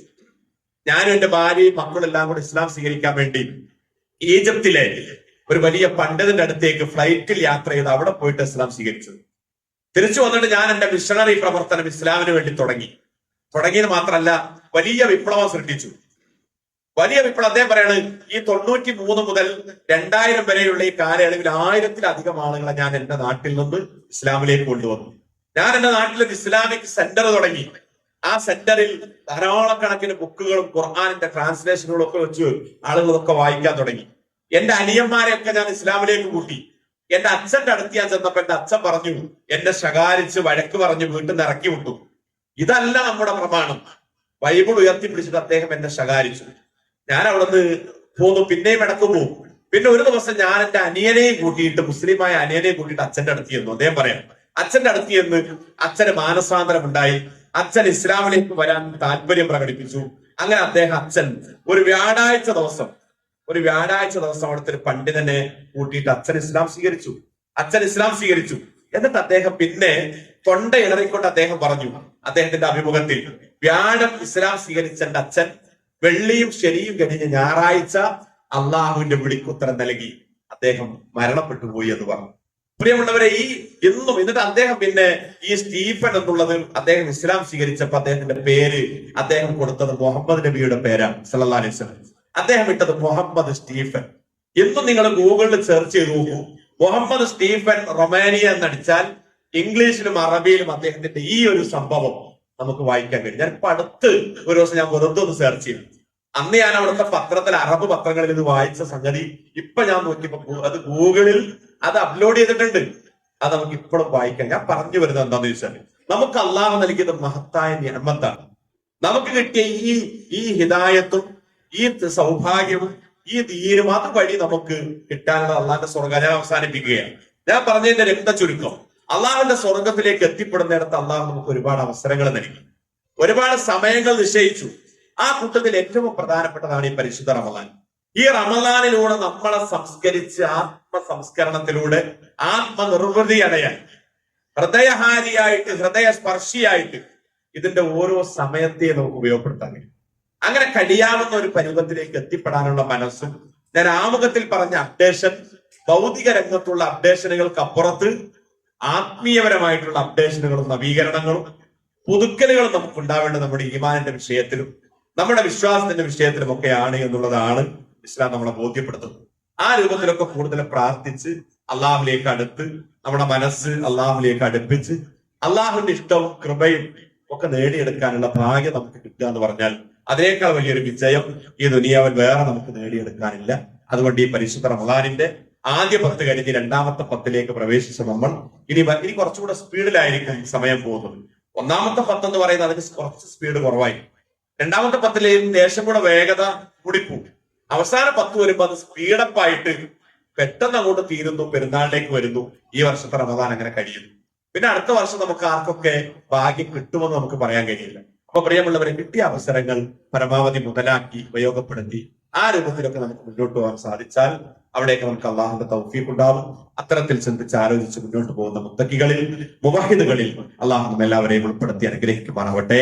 മറ്റൊരു കാര്യം സൂചിപ്പിക്കുവാനുള്ളത്, നമ്മുടെ സുഹൃത്ത് എല്ലാ വർഷവും ഇവിടെ വരാറുണ്ട്. അദ്ദേഹത്തിന് കാഴ്ച പരിമിതിയുള്ള കണ്ണിന് കാഴ്ചയില്ലാത്ത സഹോദരൻ, അവർക്കൊരു പ്രത്യേകമായ നമ്മുടെ ഈ പ്രസ്ഥാനത്തിന്റെ നേതൃത്വത്തിൽ റിവാർഡ് എന്ന് പറയുന്ന ഈ അംഗപരിമിതരായിട്ടുള്ള ആളുകൾ, ചെവി കേൾക്കാത്തവർ, കണ്ണ് കാണാത്തവർ, സംസാരിക്കാൻ കഴിയാത്തവർ, ഇങ്ങനെയുള്ള ആളുകളൊക്കെ തെരഞ്ഞെടുത്ത് അവർക്ക് തന്നെ പ്രത്യേകമായിട്ട് നമ്മുടെ മലപ്പുറം ജില്ലയുടെ യൂണിവേഴ്സിറ്റിയുടെ ഭാഗത്ത് അവർക്ക് വേണ്ടി മാത്രം ഒരു പള്ളിയുടെ പണി പൂർത്തിയായിട്ട് അവർക്ക് അവിടെ ദഅവത്തും അവർക്ക് അവിടെ ക്ലാസ്സുകളും കുത്തുബയൊക്കെ കൊടുക്കാനുള്ള സംവിധാനം തുടങ്ങിയിട്ടുണ്ട്.